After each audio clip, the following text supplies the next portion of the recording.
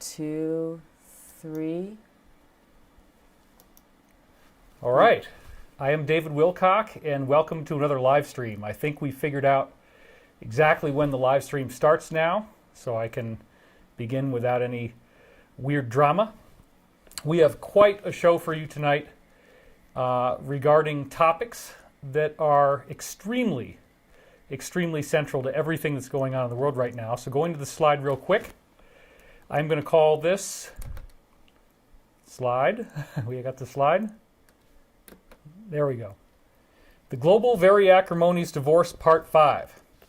And this has gotten very intense. So to begin with, these are some of the silly things that I've been seeing coming out of the MSM, in this case through dig.com. Why can't NYC V like it's 1947? NYC gave smallpox Vs to 5 million residents in just 2 weeks, 74 years ago. What have we unlearned? Oh, I guess messaging is key. I can tell you why people are not taking these, because they're terrified. And they're terrified for reasons that many people believe are legitimate. When you have this kind of legitimate terror going on in the public, no, they're not going to randomly do this. This is another one that I thought was really funny. Look at this. I got the CV, and then I tried to figure out why. And the joke is, shots fired. That's really funny. Oh God, I wouldn't shut up about it. I was telling all my friends. I texted every doctor and healthcare worker I know. I was getting the V tomorrow.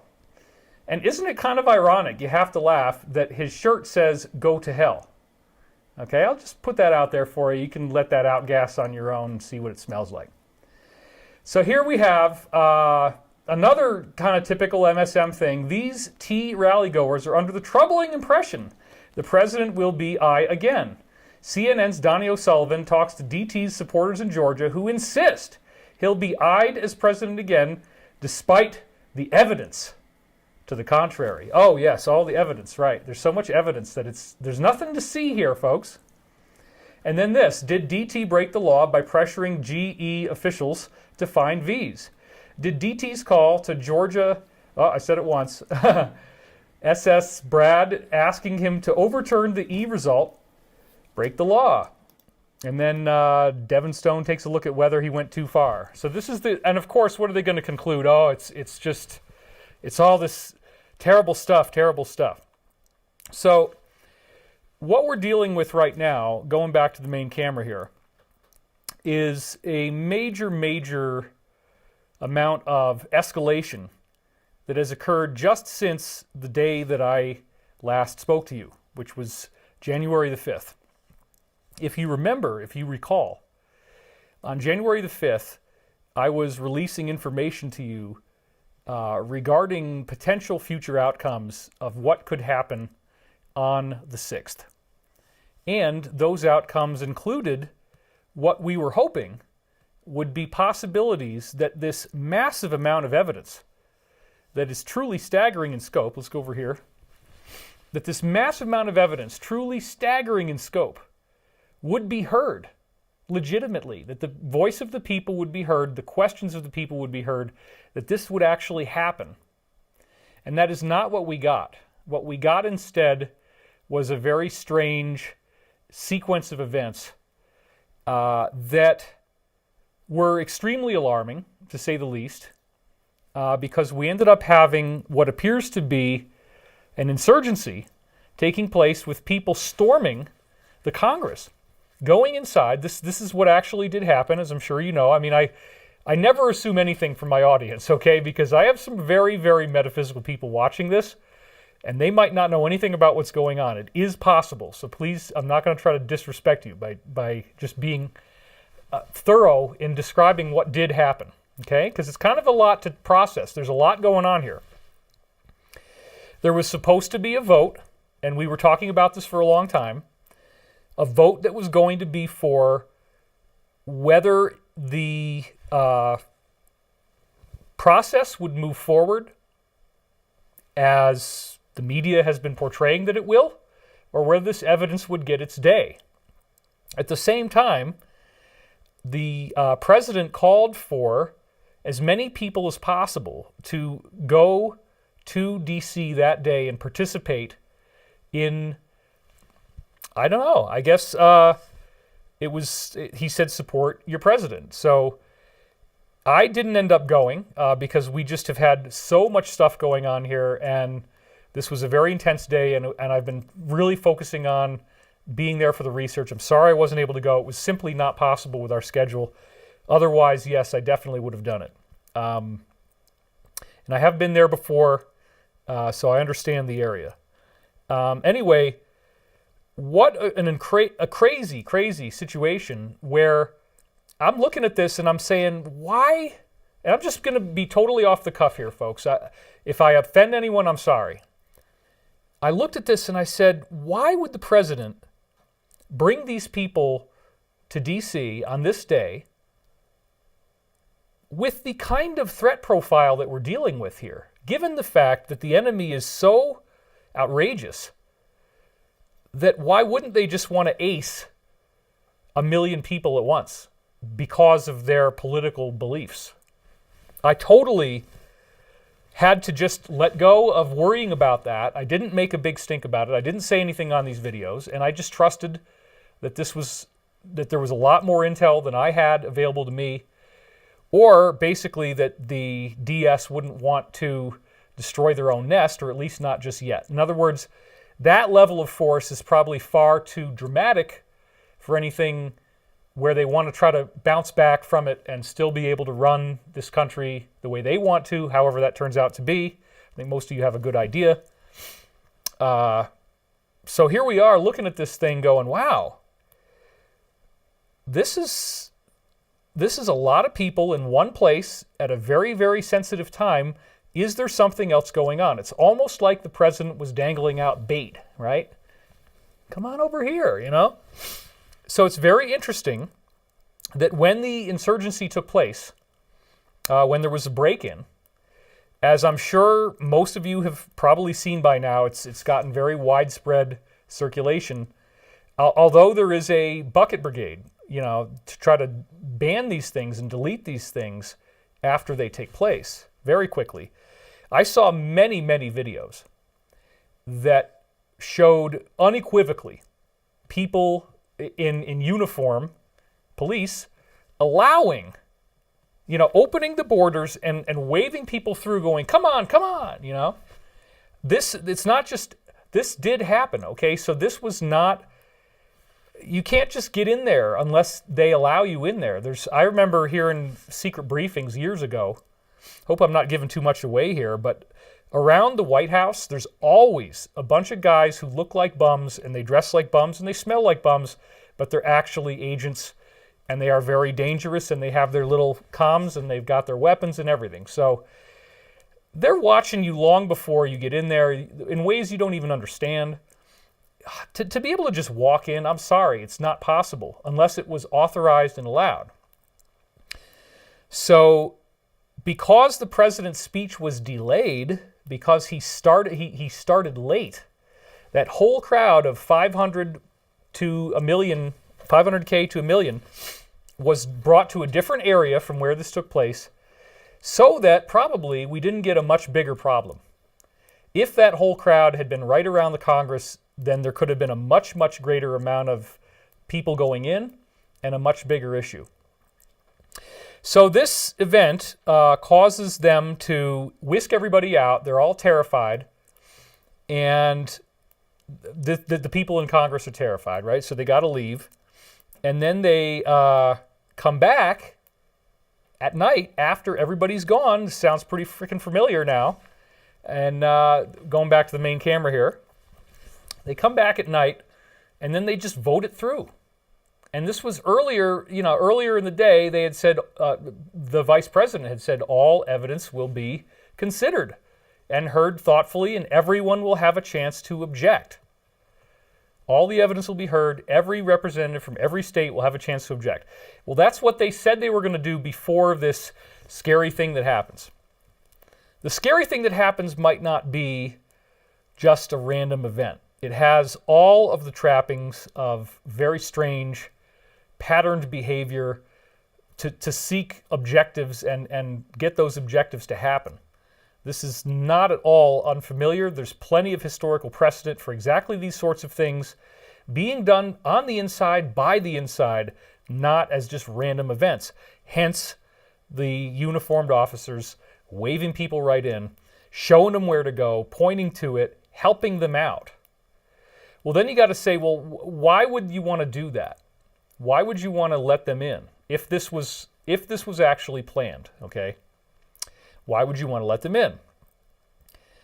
Well, what happened afterwards is that they go back to session and they vote through that. Okay, yeah, we know who is going to be inaugurated on the 20th. We got it all nailed down. There's no, we're not even going to look at the evidence. This is scary. Scary stuff is going on. We're out. We're done. So that's all we knew at the time. And of course, this was severely upsetting to me, as it was to many others, when I came back and saw what was going on. So this is the headline. Let's go back to the slide now. That was on the sludge report, which is now a completely derelict POS. This site, I don't think, has anything to do with Matt anymore. It's somebody else or something else. But this is what we actually saw. National Guard moves on Capitol. MAGA turns to T, calls for T's removal escalate. And that, of course, is in red. So basically now when you look at this, you're looking at what they want you to know, they meaning the opposition. Then this is the sidebar. And it's extremely, extremely upsetting. You got guys with their weapons drawn, pointing through windows. Let's look at what the actual headlines all say here. It says, "See under siege, see chaos." I'm going to skip some of the words so that we're less likely to be sniffed. I hope you understand that, and I hope you do that in your videos too, okay? Because it'll make you survive a lot longer. I don't really care at this point, but I can't believe I still can do this with a live stream, but let's do it. So, protesters breach in the building, armed standoff, report one shot. Woman carried out covered in blood. We know her, and we deeply, deeply are sorry for her loss. I forgot her name right off the top. Ashley Babbitt, of course. Violence, tear gas, evacuations, Pence whisked away, lockdown, live. E-device found at RNC. Reports of possible pipe bees across D.C. Mayor orders C, which is going home before a certain hour. Our fury. This is what the president has caused today, this insurrection. They're trying to blame it on him, right? He brought these people out here. He caused all this. The D hides in motorcade after claiming he'd march. Oh, he's such a coward, right? Yeah. Let's anything we can think of. Just throw words on the wall and let's see what sticks.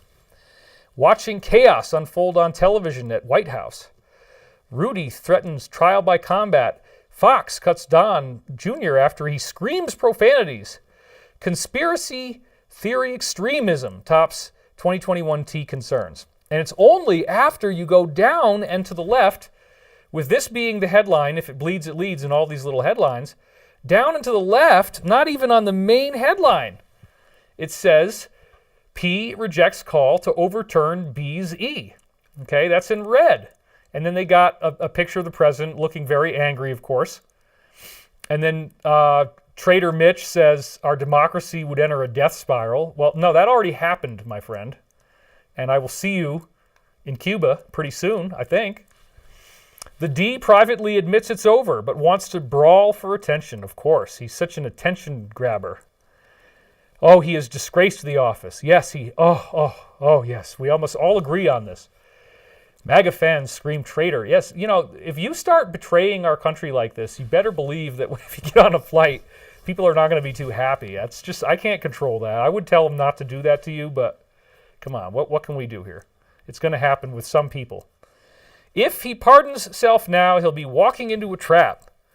And then, oddly, good old you-know-what on the bottom there says he should not be prosecuted. So maybe he's trying to get a last-minute pardon. Who knows? So here we have the dude with the horns, who was one of the people who was walking around inside. There was a theory going around that he might have had recording devices in the horns, recording everybody. We have not gotten this confirmed. There's a lot of speculation about this online. The sources that I talked to said that was not true, that he is a supporter, but he's not doing anything covert. I don't know. It could be either one. I don't know right now. I really don't. Okay. So at the same time that you see those crazy headlines on Drudge, there's an enormous number, in fact, a huge number of planes in the air, the military traffic, 615 on the screen, 615 flights in process, military flights, 615 of them all in the air at the same time on January the 6th. That is unheard of, or at least very, very rare. So and it's all over the U.S., as you notice. So this is probably different factions, a lot of positioning going on. And then this happens, right? Just in. And this, by the way, is on a wonderful little app, and it rhymes with smellogram or something like that. You might be able to figure out what it is from that.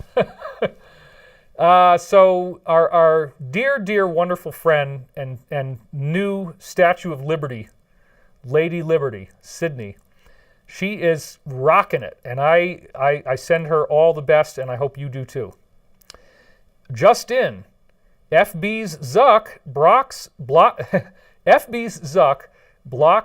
the president from posting for the remainder of his entire term. And this started very soon after the thing that they tried to blame on him that was happening. And then we see this coming out of our now very vilified cable network after the betrayal that took place from the election onward. But they're still trying, and I got to give them credit for that. You know, there's good people on there who believe differently than their handlers might, and they're still able to talk. So don't rule them out. But you know, a lot of people have already moved on, and I'm being one of them. You know, although I never was there in the first place. I'm just going to be honest. Platforms banning or restricting him. Look at this: FB, TW, Goo, Spot, Snap, Instagram, Shopify, Reddit, Twitch, YT, TikTok, and Pinterest. They all did this. And then, over and above that, let's go back to they also got rid of the attorneys, so Sydney, and then you have General Mike, and we know who that is, with the last name of Flynn. I just got to stagger this a little bit. And also the other attorney with the last name of Wood and the first name of Lynn, L-I-N, which we've talked about him extensively. We read his tweets. He's been really taking some heat. I mean, this guy, look, Sydney got hit with a $1.3 billion lawsuit. $1 billion, okay? $1.3 billion. That's not going to make you have a good day when you wake up in the morning, because how am I going to pay for that? That's the point, right? And who was it from? The company that makes the machines. So that's an obvious intimidation tactic. Do I think that will ever go anywhere? Probably very, very unlikely. So this is where things were. It was extremely upsetting. I was not sure what was going on, and I didn't want to just jump out there for you guys and start talking without knowing more information. If I only have one more of these that I could do, which could easily be happening, it is a total bloodbath. Everybody is getting struck down left and right. It's unbelievable. If I could only do one more, I wanted to have as much information and intel as possible. So I started to hear some things.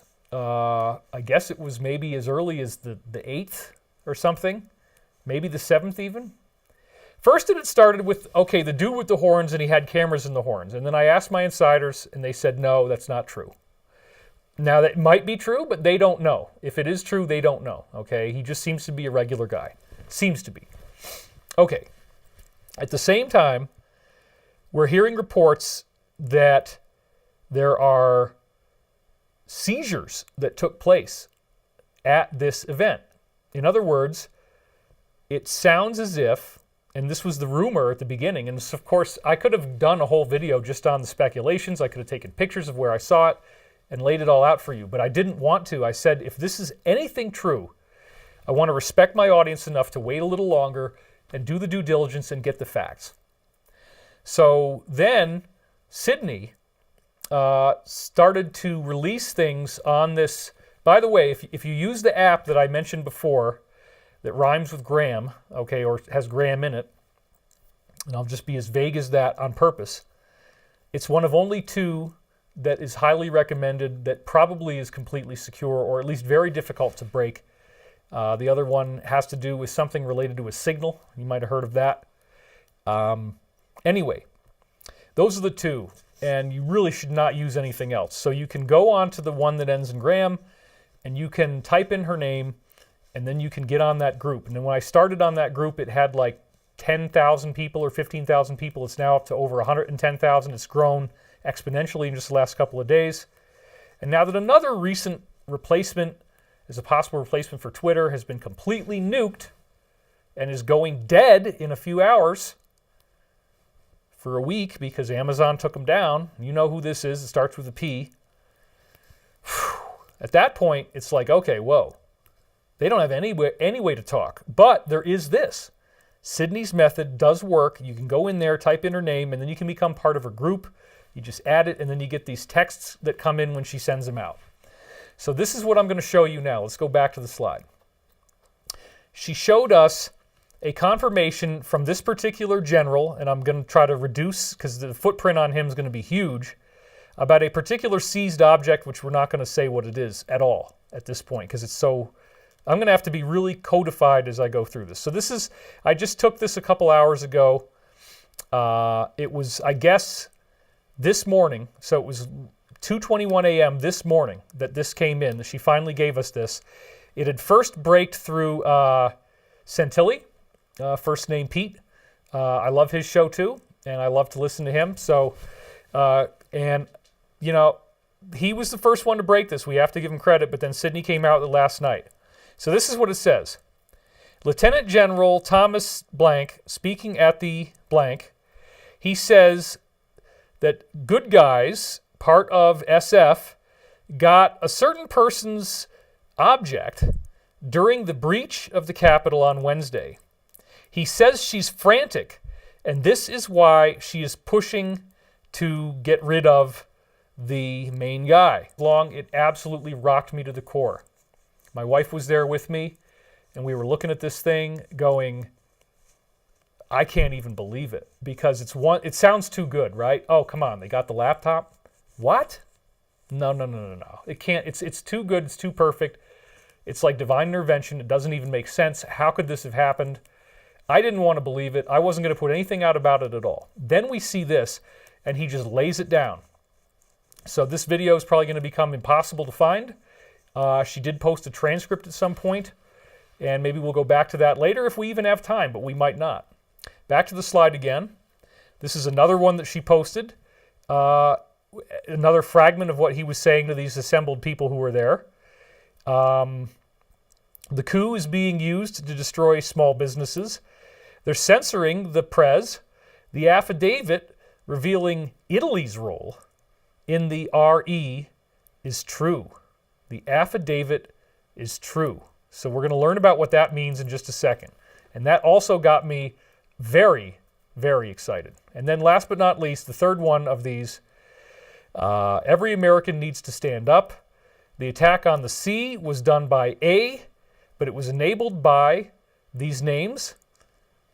Mick, Khan, you know what, Shu, you know what, Polo, you know what, and the mayor.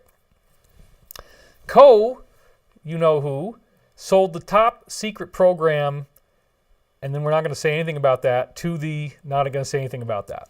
Okay, you can read it.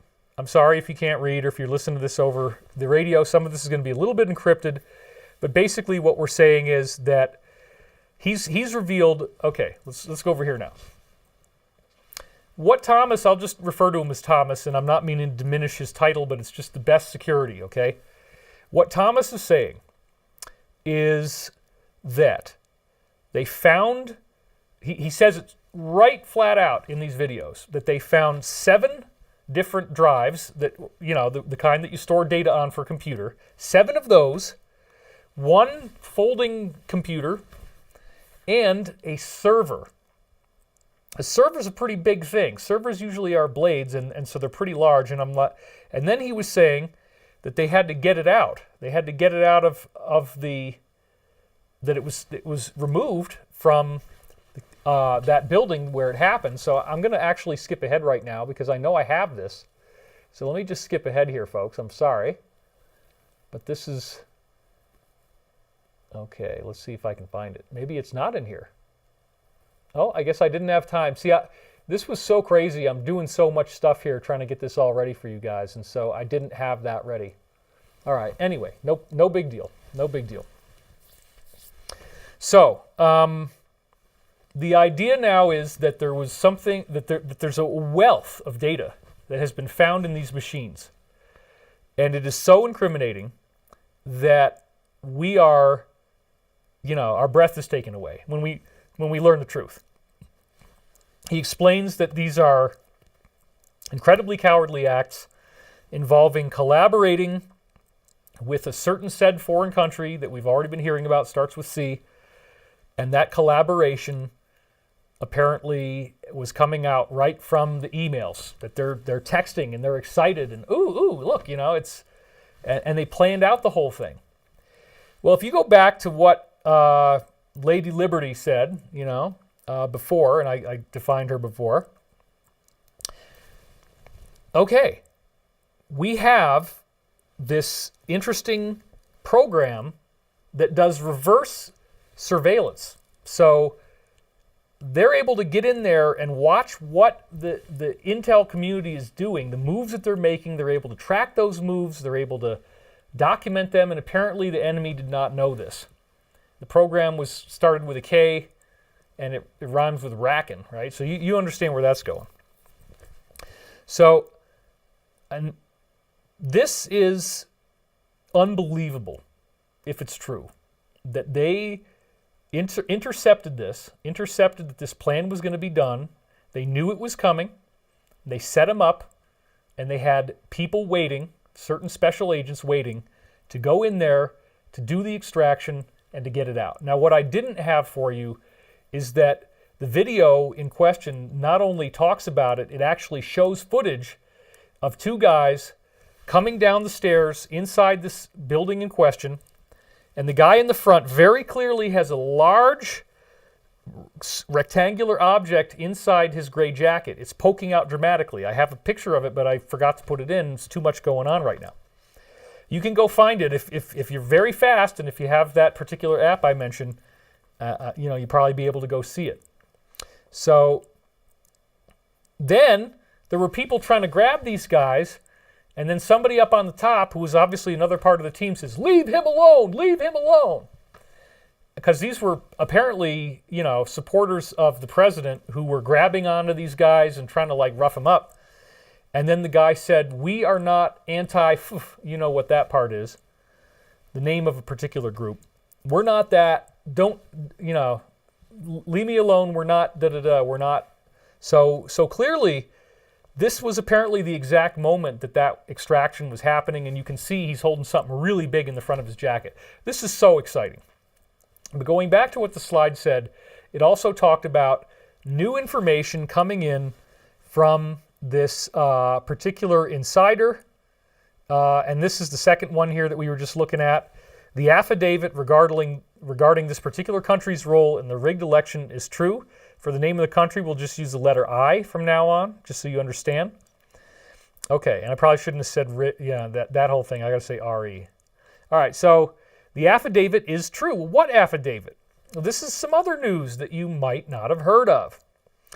And it started with this. And I will just be honest that it's a very confusing video to watch, because this particular professor, and I'm not going to say his name, you can read it there, he's clearly not a native English speaker at all. He's just reading words that are written in English, but he doesn't know how to pronounce them. So it's a very difficult thing to understand by listening to it out loud. Thankfully, well, first of all, let's just read the headline, right? It says, "Breaking. Video of SC of I, legal counsel, testifying under oath about interference in 2020 Mike Yoder." And then there's a transcript link there. You can see it's had 120,000 views on this particular app. So when you get the transcript, this is what he actually says. Under distraction and direction of U.S. persons working from U.S. Embassy in Rome, undertook the operation to switch D from the USE from 3 November 2020 from significant margin of V from DT to JB in a number of states where JB was losing the vote totals. Defendant states that he was working in inaudible facility of L SPA, which turns out to be the 8th largest contractor in the world for defense, okay, and utilized military-grade cyber W encryption capabilities to transmit and switch Vs via military satellite from inaudible tower to a particular city in a particular country, which is, Germany. So we got that. The defendant swears that the data in some cases may have been switched to represent more than the total number of Vs. Of course, that's what everybody's talking about. But this is a big deal. The defendant states that he is willing to testify to all individuals and entities involved in the switching of Vs from DT to JB, where he shall be in total protection for himself and his family. Defendant states he is secured in an undisclosed location. The makeup of the original data and data switched upon instruction to provide as evidence in court this matter. So he's got all the evidence, folks.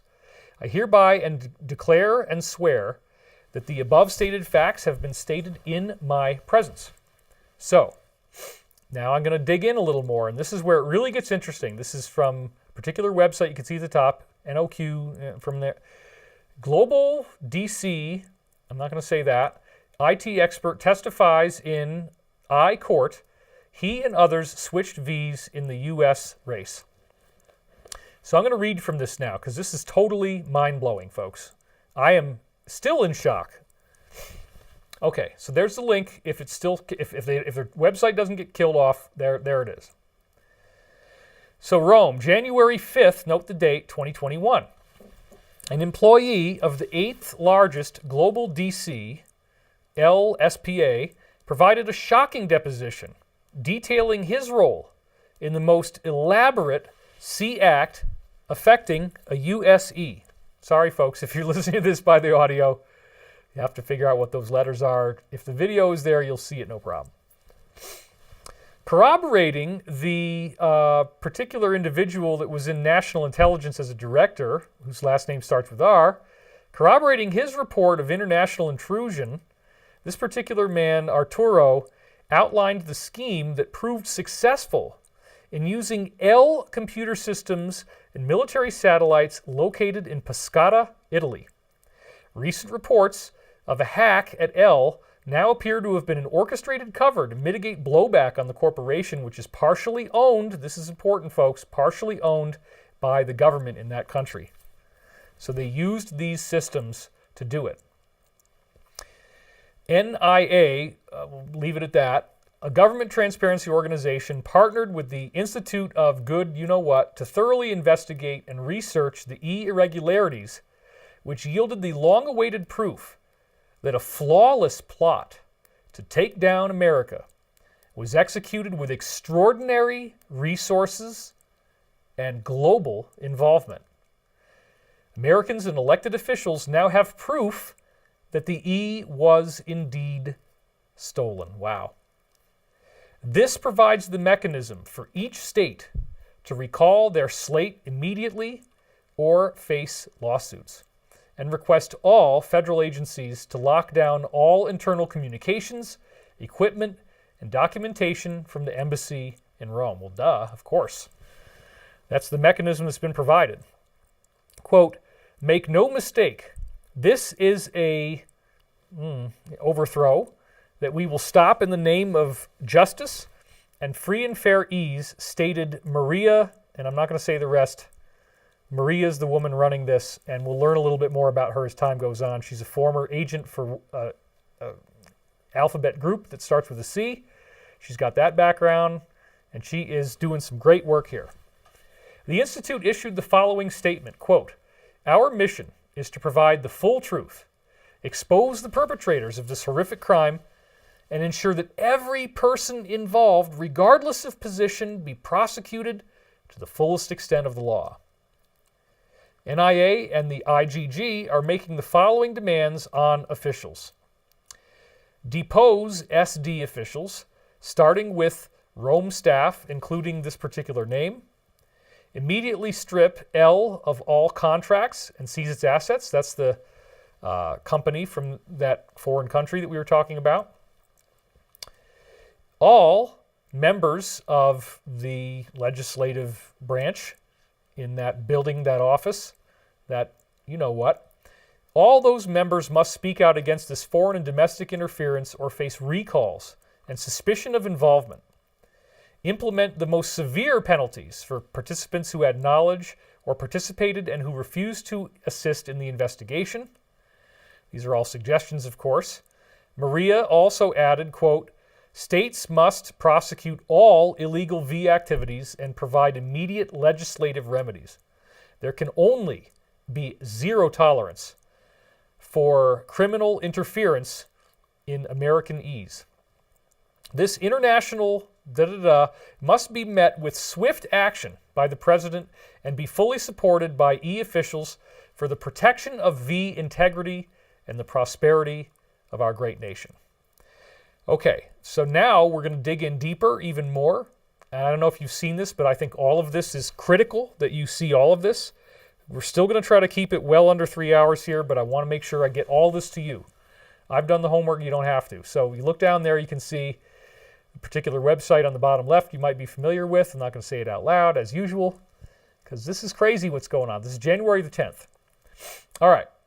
Bombshell report. Massive DEF operation from I revealed. President briefed on the proof. Now this really was stunning. And I'm going to read you the whole entire thing because it's so valuable that I think you need to hear it all. The basic questions about exactly what caused the major irregularities in the 6 battlegrounds on E Day have been answered, according to a government watchdog nonprofit and former blank officer. There you go. There you go.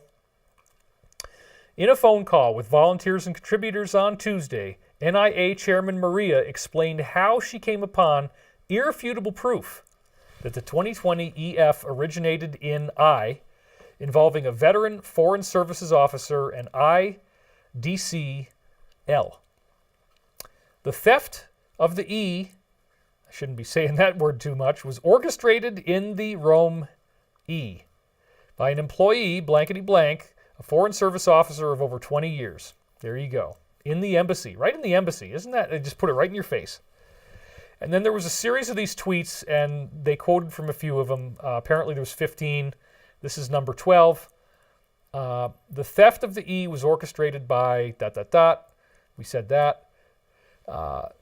Stefan coordinated with General CG, a board member of L. I Intelligence provided us with documents, calls, and photos of agents involved. Whoa. So the intelligence community ratted them out 100%. Look at that. And this is the person who I guess was tweeting this. So Stefan coordinated with the general. Oh, I think we had this one already. Oh, no, we didn't. Okay. This is new. Stefan coordinated with the general, Claudio, and this general is on the board of L. Uh-oh. He's on the board. You see where this is going, and they're the ones that did this, right? So L used their military satellite uplink to load the software and transfer it over to change the votes from T to B. So here we have this general, and you know he's got kind of a know-it-all look on his face, doesn't he? He's like, yeah, I might have done something. And here, why is this man always smiling? You know, he's got this kind of look on his face, like he knows that something's going on. And then when you look here, he looks like he's not having a very good day. Well, I hope that he's one of the good guys that they're talking about who's actually now confessing to this. We don't really know yet. But hopefully he's going to do the right thing and give all the information about what was going on. This is very, very serious, folks. So the proof that was missing, the very basic who did it, where did they do it, and how did they do it, had been missing from all the documents that had been sent into the Cs. There was nothing that was helping us win in the seas, she added.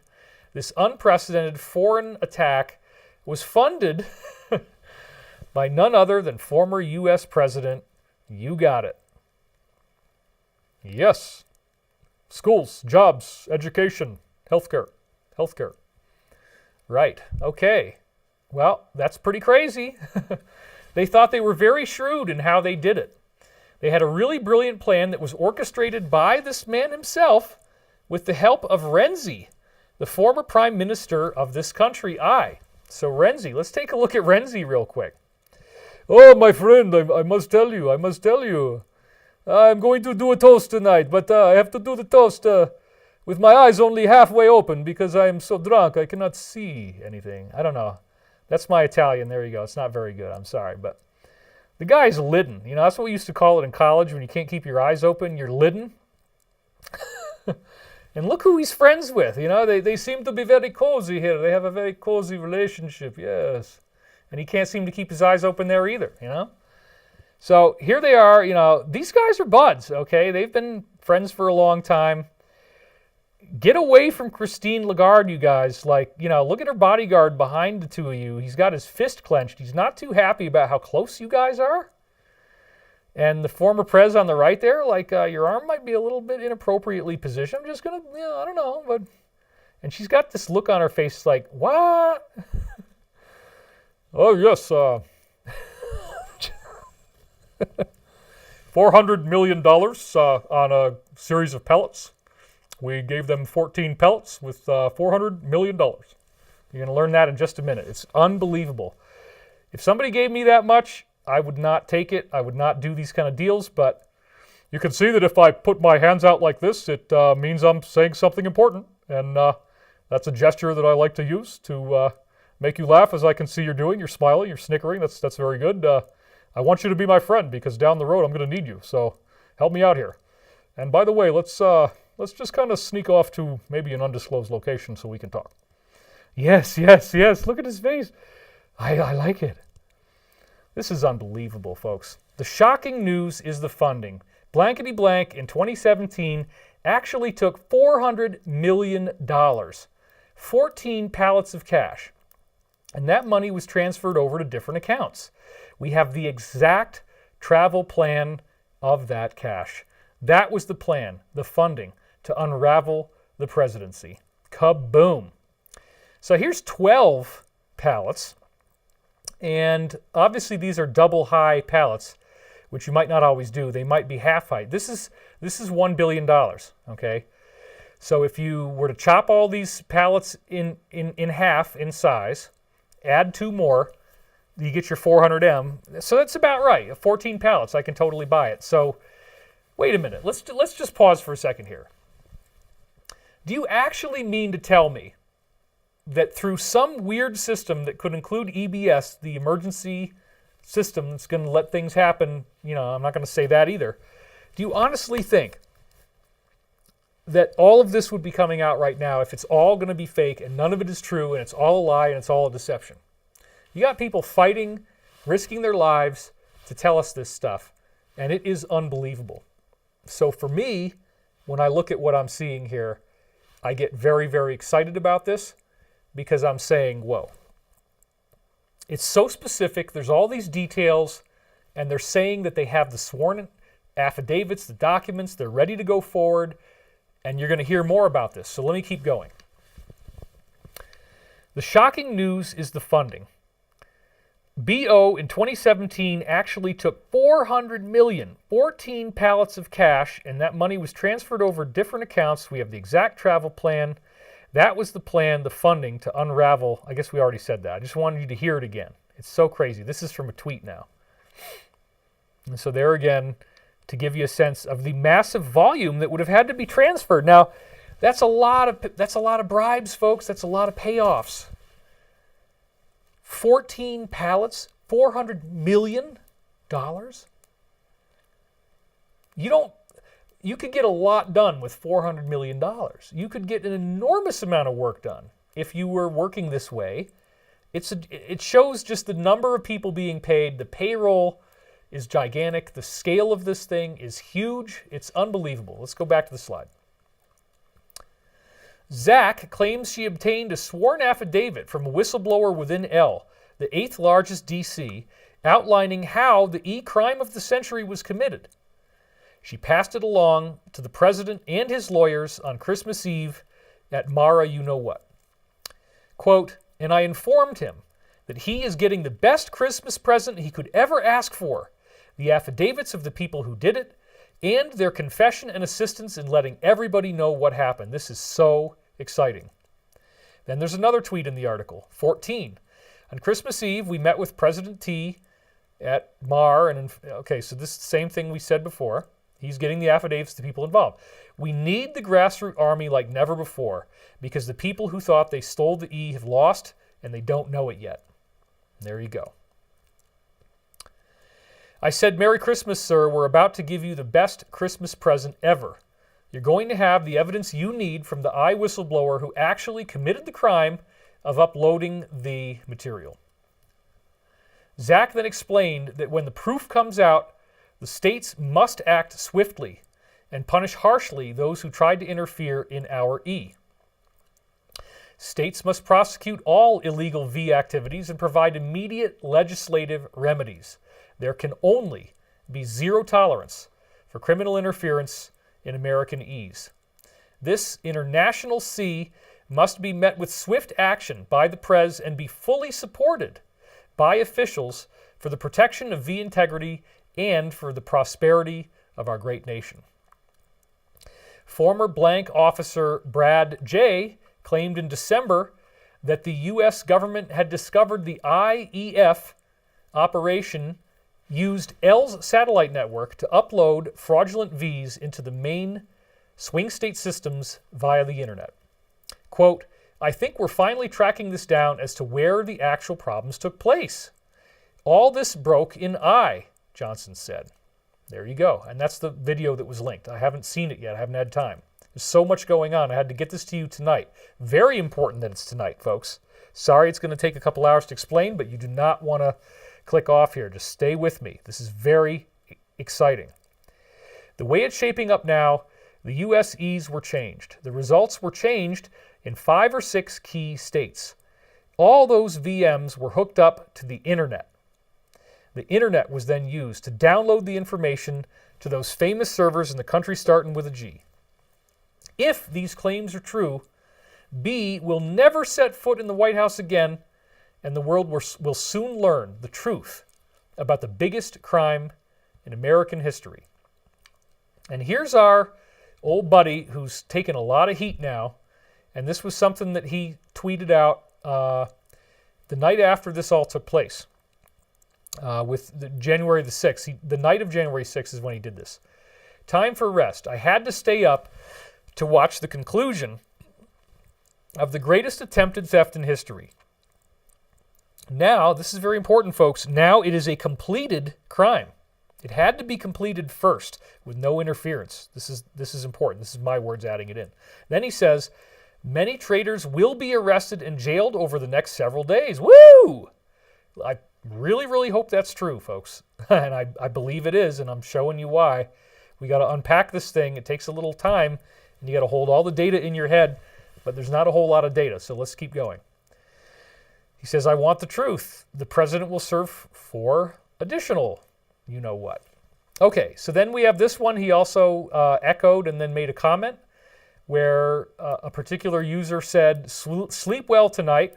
The constitutional process played out till the end, and T didn't interfere once.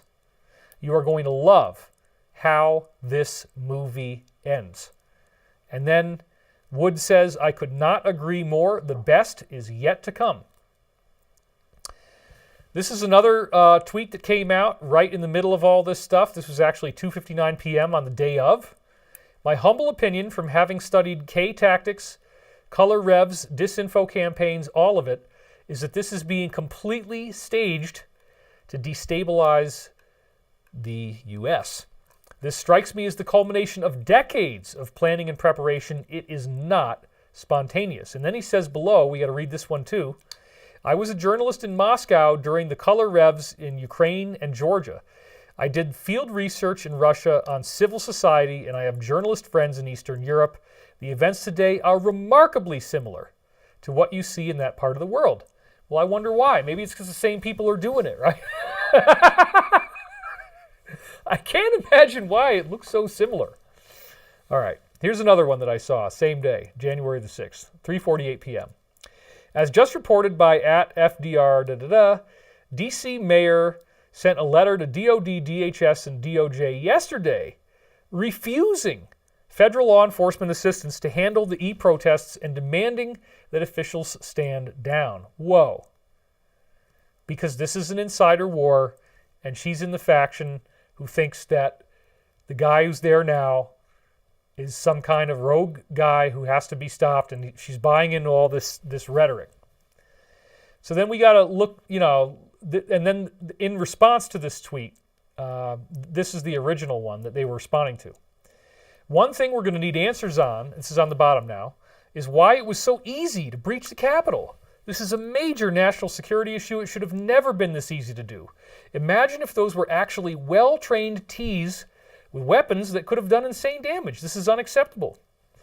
So not only is there that much danger, but now as he's responding, the mayor is saying, no, we don't want any federal law enforcement assistance, and you got to stand down.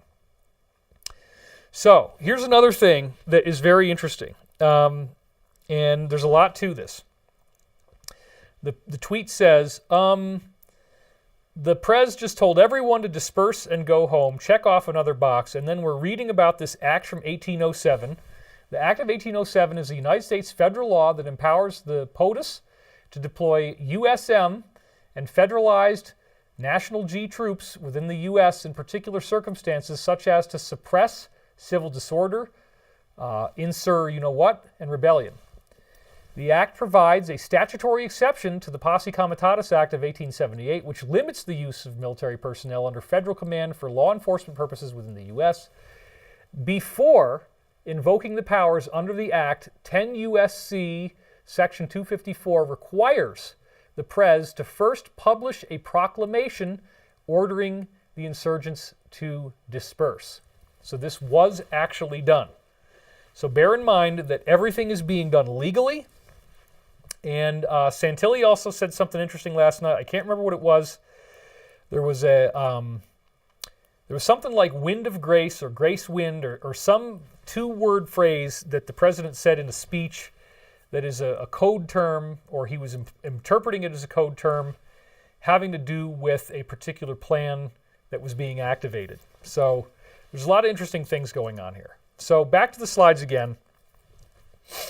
Here's another shot of the dude with the horns, just to kind of show how crazy this was. People running around inside, causing mayhem, and being allowed in. It's just unbelievable. But we're so lucky what happened. This one started to go around again, and this is one of the 17th letter things. You know what that is. From November 1st, 2017, reading at the bottom now, 4154, so this is like at 12:41 a.m. Think about it logically. The only way is the military, fully controlled. That means like the world, the justice system, the police, the judiciary, the legislative branch, everything. I mean, fully controlled. That's what it's saying. The only way is the military. Save and spread once 11.3 verifies as first marker, biggest advanced drop on Paul, which is the name of the forum. Once 11.3 verifies as first marker, what the heck happens on November the 3rd? Oh, it's an election. 11.3 verifies as the first marker. It's all fully controlled. The only way is the military. This is the biggest advanced drop we've ever given you. And then somebody just wrote in now and said, it looks like it. You can't get any more corrupt than this. They make King George look like a saint. And then he's listing all these things. Agencies, FDC, DH, DN, SCOTUS, Congress, Senate, VP, fail. Now, if you're still not convinced and you're still crossing your arms and you're that guy in the back that says, F you, David, I don't like you, what about this? Somebody tweeted this January 7th, 11:54 a.m. It's effing going down. I put that blue bar over it so I don't have any censorship problems. Disclose.tv says, just in, FCC has just issued an enforcement advisory reminding all emergency alert participants, I'm not going to say everything, of their quote-unquote obligations. FCC enforcement advisory. Enforcement Bureau reminds emergency... So there you go. Now, what does this mean? This means that there is an order being put out that this emergency system must be used and it cannot be interfered with. Now, one of the things that, and I believe it was Wood in some of his posts, he was talking about, he linked to an old video from Alex during the time that Alex was doing his thing during the previous administration. And it's a very, very long discussion about the emergency system, which I didn't understand. That if you own a radio station, if you own a television station, you are required by law to have this big box that is wired in to everything else. It is randomly tested at least once a week by officials who come in at a random moment, and they have to confirm that it's going to work. It can totally take over the radio or the television, and it does so through shortwave radio broadcasts, apparently, that beams into the device. So I don't know if that means that the shortwave radio will lead to a robotic voice. I don't know if it means that they're going to be able to have any video in this at all. It might be a weird voice. It might be a voice that's not robotic and a regular human-sounding voice. I hope that's what it is, that at least you get the audio. But it's starting to look like we might have a lot of information come through this method. It might not just be like a little thing that goes off for 5 minutes. It could be hours of talking that, believe me, at this point, everybody's going to want to listen to. So this is a very exciting but also terrifying thing that's going on here. Everything that I told you is coming true. I don't know how you could discount what I've been saying anymore, given all these events. Back to the slide. This is another reminder that's been circulating again from January 13th of 2018. We are fighting for life. We are fighting for good. We are at war. Not everything will be clean. A scare is a necessary event. Now remember, by this point they were already drafting orders to make sure that things were not interfered with, and they're saying the scare is a necessary event. So that's pretty significant. Do you trust the USM? Do you trust the chain of command? Have faith. We are in control. Patriots, Patriots Day.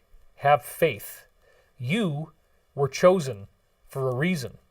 You are being provided the highest level of intel to ever be dropped publicly in the history of the world. Use it. Protect and comfort those around you. Where we go one, we go all.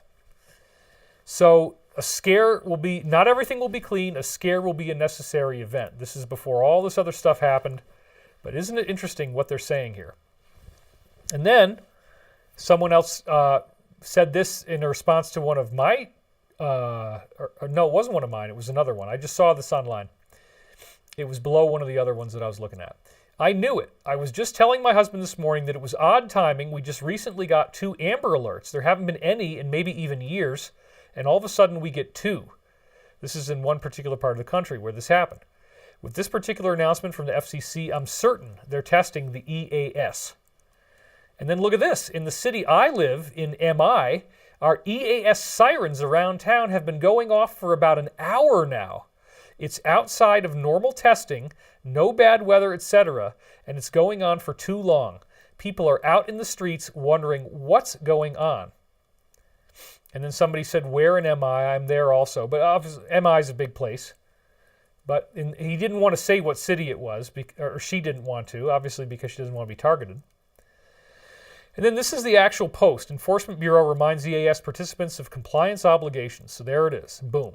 This is true, folks. Now, this is a very interesting little series of tweets that summarized a lot of stuff. What's happening?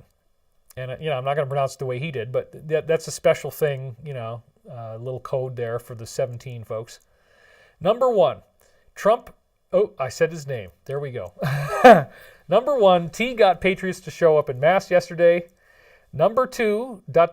infiltrated with congressional support. Number 3, they were let in and they insurrected as required for IA, which is the act. The A means act, okay? And the first word is already in the sentence. So think about what this is. This had to happen.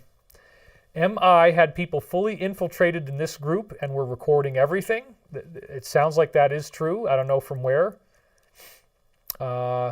Number 5, NG 82nd Airborne, which is Flynn's group, of Black Hawks, Chinooks, and military dressed up as a certain agency were called in. T told the people to disperse as required to activate the IA, and they did not. Number 7, people died inside the grounds of the building as a result, which is very, very sad. Number 8, per protocol, Congress was escorted to a safe place. Number 9, evidence was gathered as they left their personal belongings, phones, comms, computers, etc. Number 10, they then came back, exposed themselves for what side they're on, and then knowingly certified what they were doing on live TV. Number 11, the military recorded the entire thing. Number 12, social media is already silencing all of his accounts. This is called Red 1. It was in the 17 stuff. Number 13, despite their win, they are still frantically calling for the impeachment in the 25th Amendment. What is that about, right? Number 14, people who once supported him are all coming out against him one by one. And that's good, because now we know who they are. And it's just getting started. Once this D-class thing happens, it will be impossible to defend. This is very significant. So, you have these, I guess, one of the guys that did this was arrested. I think he might have been arrested, the guy that was carrying around her lectern. Here's the dude with the horns, with his bullhorn there on the stage. I guess this guy also got arrested. He was hanging out in Nancy's office. Maybe some others had already been in there by then. Apparently they got some really good stuff. I don't know why. I mean, isn't it hilarious, right? After all these years, you would have thought that it would have been somebody else, like a woman whose name starts with F and rhymes with Killary, right? You would have thought it would have been somebody else who would be the ultimate, where the one mistake is the final mistake that truly destroys this DS that we've been talking about, the adversary. And it turns out to be Nancy.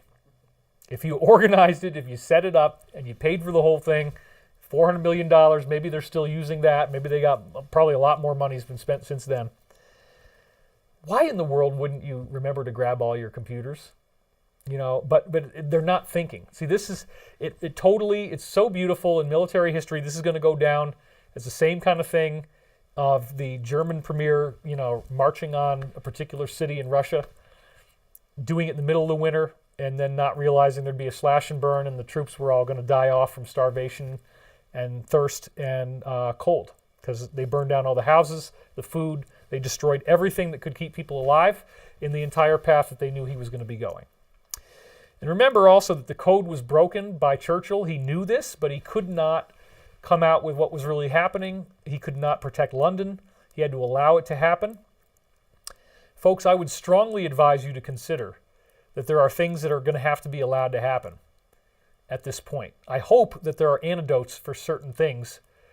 I hope that those antidotes were made at the beginning when the original problem was created. They probably are. So hopefully antidotes can be found, duplicated, and released to those who actually did do this.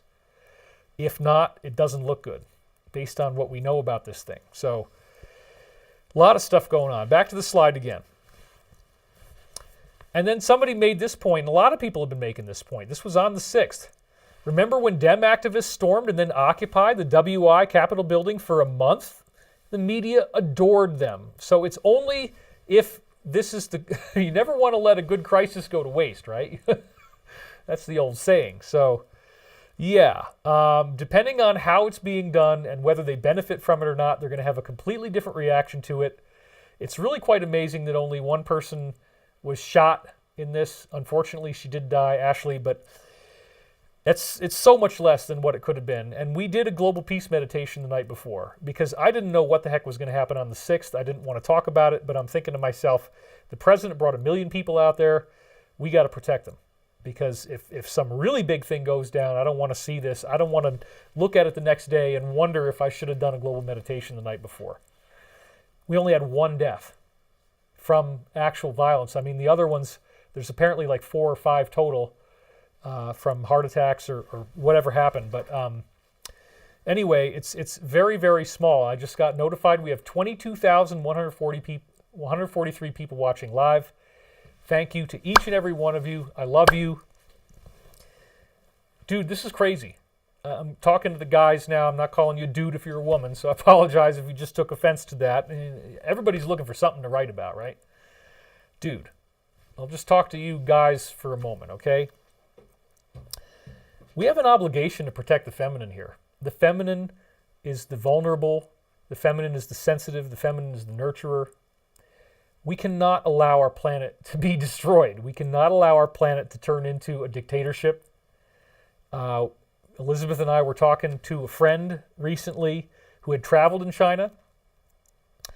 And I'll only say it once, and I'm going to say C from now on. So when he was in C, he actually was talking to people, and they revealed to him, never, ever even dare to open your mouth about politics. You could be in a restaurant. You could be having dinner in a restaurant. This is a true story. A friend of his was having dinner in a restaurant. He opened his big effing mouth to talk about politics. During his meal in the restaurant, officers came in and he was arrested. It is illegal to talk about politics whatsoever in C. If you get arrested and you're a foreigner, anybody, if you get arrested, you will be interrogated. If you're a foreigner, usually what happens after your interrogation is they immediately ship you home. Your time in that country is gone. You leave. If you are a native to the country, you go through a vicious interrogation. It's very stressful. If you thoroughly prove that you did not have anything intending to, you've never plotted, you don't have any bad feelings about the government, you don't want to do anything, you haven't even been thinking about it, you don't even want to think about it, you're crying because you're so sad that you've been misheard and you love the government, right? If you can pull that off, then they might let you live, but if you don't, or if the interrogation doesn't go well for whatever reason, you never come back. Nobody ever sees you again. You just disappear. Now think about what I just said, folks. In this country, simply having a conversation about it in any public place is grounds for immediate arrest, and if there's any evidence that you actually dislike the government, they kill you. In a site that nobody knows what happened to you. You're gone. And they want to do that here. No effing way.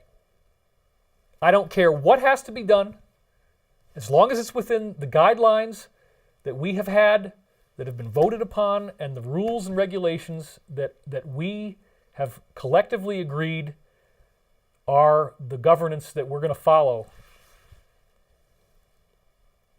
You cannot let this go. You cannot ignore this. You cannot act like this is BS. Oh, it's not a big deal. Oh, well, we don't want to cause any trouble. Oh, we don't want to create more problems around this area in the capital, right? We're so scared. Let's just let it happen. Let's just let this whole thing happen. No freaking way. But going back to Sludge again, the headline here, this is what they did. After the betrayal was complete, they got a picture of Prez, and he's, as if it's all over. Oh, JB is certifiable. That's the end, folks. It's all over. And then our friend, the attorney, Mr. Wood, said, and this is now on his alternative platform, which is about to go up in smoke in like 3 hours. Never again will anybody be able to use this or want to. Because Amazon's just canceled it, and it's going to take them a week to rebuild the thing. So this is gone as of tonight. So I'm taking pictures of everything as we go. You got to be really fast to stay on top of all this. Good afternoon. I am hearing rumors that P and leaders of the C are planning to arrest and even ex-president and his followers. I hope you can read that. Typical move by commie tyrants.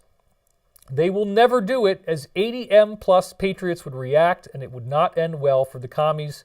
But just in case they try, I have my escape pod gassed up and ready, and this is a car that he says only goes 40 miles an hour or something. So he's kind of being funny. But anyway, the point again is that they're trying to arrest and execute. And it's just crazy. Then he comes out with this.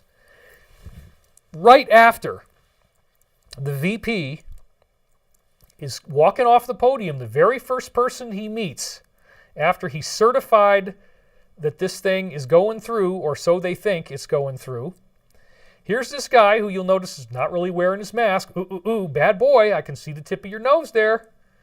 And he's talking to the VP, and he hands him this coin. And it is clearly a gold coin inside a plastic case. And if you've ever seen any of the 3 John Wick movies, they talk about these coins being a basic, kind of like a token or like a payment in this weird group that clearly whoever's doing John Wick knows something about it. The gold coin also appears on the movie poster for our movie Above Majestic. And he's holding the coin, right? So you might have seen that. I watched the video. I showed it to Elizabeth. Do you want to say something about this real quick? How did you feel when I showed you this movie? It was so, to me, it was so crazy. It was pretty interesting. There was definitely some sort of good old boys club thing there. And then Nancy Pelosi with the elbow. So we're not saying names, but yes. Excuse me. Some insider thing going on. You got to learn the code.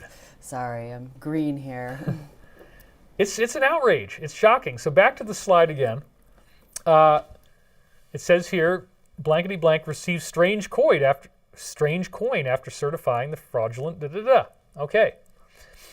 So then this happened on the 8th, and a lot of people got really upset because General F appeared to be throwing in the towel. And this is what he actually tweeted right before he lost all access to his account, by the way, just like everybody else, Powell and Wood and POTUS, and everybody just lost.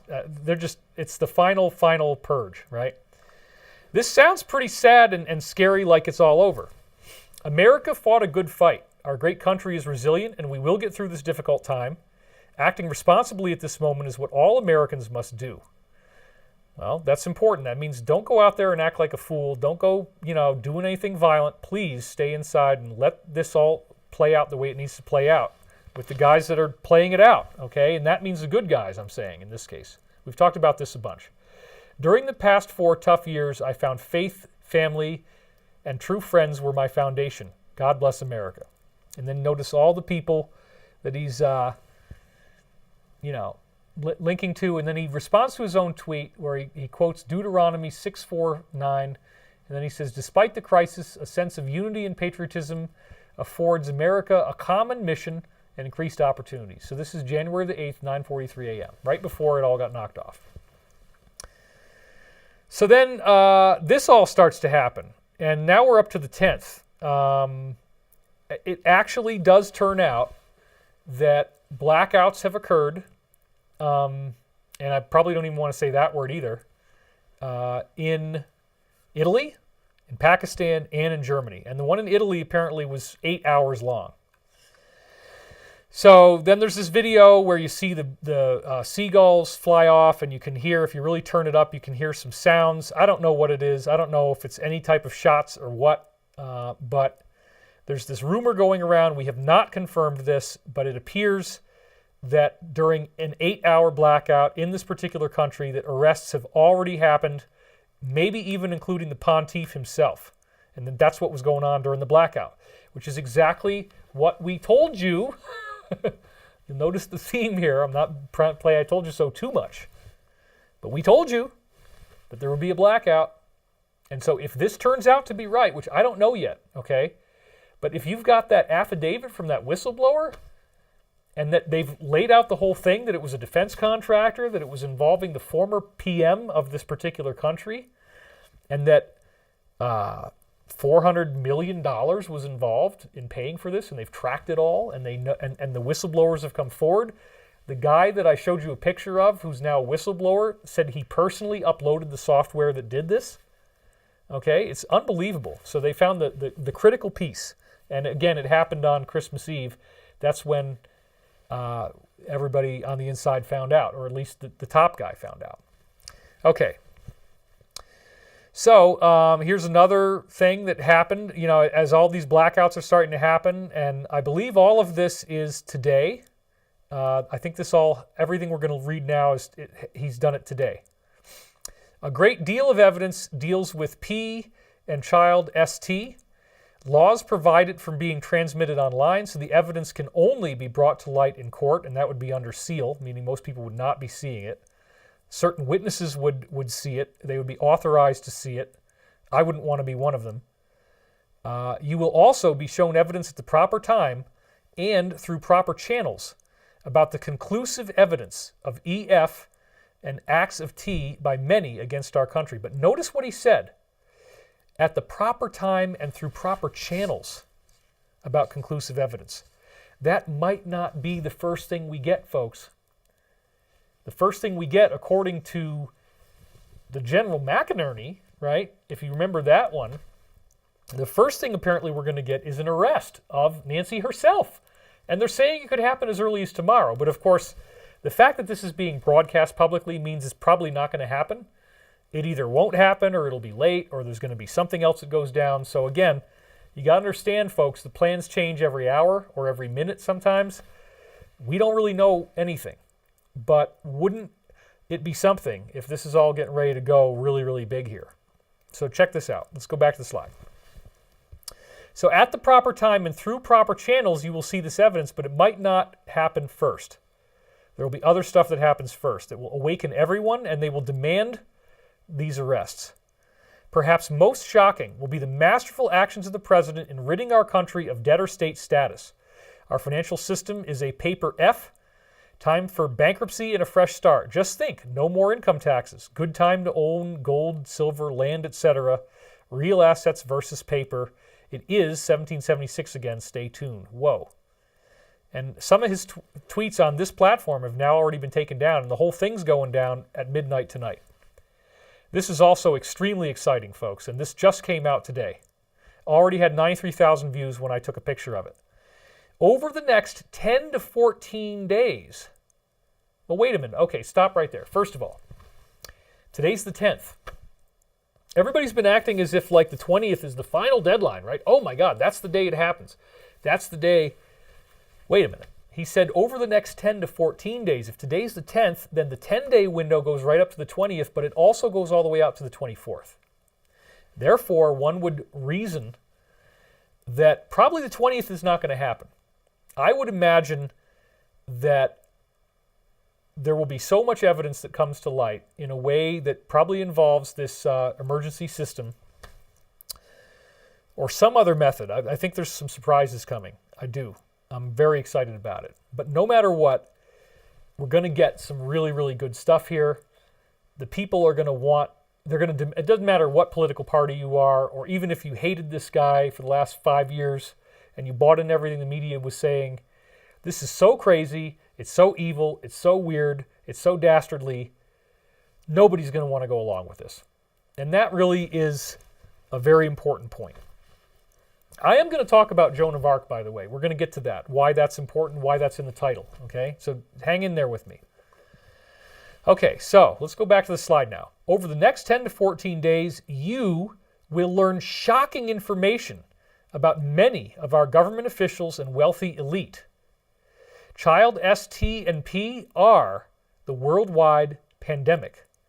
Revelations will relate to JB, BO, Chief Justice John, HC, Nancy P, Mike P, Jeffrey E, BG, and thousands more. Thousands more. I have seen the evidence. It is conclusive. This truly is the battle between good and evil. Now, please bear in mind that when an attorney who specializes in defamation, in case, I know it very well, right? Elizabeth and I both are very, very familiar with defamation. Let's just leave it at that. I don't want to feel too sorry for myself because these other folks I'm referring to now are taking much bigger hits than I am right now. A defamation attorney, that's what he specializes in. Defamation is people saying things that attack you and try to defame you. They take away your righteousness, or they try to hurt you publicly by making up things about you that are not true. So defamation, by definition, is one of two things. It's either libel or slander. Libel is defamation in writing. Slander is defamation that's spoken out loud. Believe me, we learned all this, didn't we? So, yeah, we did. So if you are a defamation attorney and that's your specialty, you don't ever want to say something that is not true, because you know that the only way you can prove defamation is by making sure that everything you say is true. So an attorney of this level of significance, with this level of positioning, is not going to be saying things that he cannot prove are true, because he knows that he is making public statements. And these statements could be considered libelous. They could be defamatory. They could have defamation in them if they are knowingly untrue. In other words, all somebody would have to do afterwards for Wood is prove that he knew that something he said in any of these texts, any of them, was a lie. If he knew it was a lie, if you can prove it was a lie, you've got him on defamation, and he knows that because he wins these cases. So he's never going to say something that is not provably true, or at least if he's speculating, he lets you know that he's speculating. So bearing that in mind, where did he get this briefing from? Well, obviously, if he's been deplatformed, if he got taken off of Twitter now, he had said in one of the previous broadcasts that he hadn't spoken to the press in over a month, but I'll bet you now that's changed, or that he's in regular communication with other people in the team. One of my insiders, I probably shouldn't say this, but one of my insiders did say that he's been a troublemaker. I think he did more than they really expected. Shocking stuff. And also, some of the other insiders I'm talking to are not as confident as he is. They don't have as much faith as he does about the way this is going to work out. There is significant concern as to whether this is actually going to work or not. And that's why I want to use this technology. In fact, I will say this. The Alliance directly requested that we do this, that we do another global meditation, because this is the only tool we have, and we know that it works. So it's not just me. We want to do as many of these as we can, and we want to try to stay in that prayerful state, stay in that meditative state, stay in a peaceful, loving state. There's a whole other layer to this, which is the spiritual warfare, and that's going to get into our Joan of Arc discussion. But I wanted to get through the data first, so if you're only here for the data, then you're going to hear everything. I have seen the evidence. It is conclusive.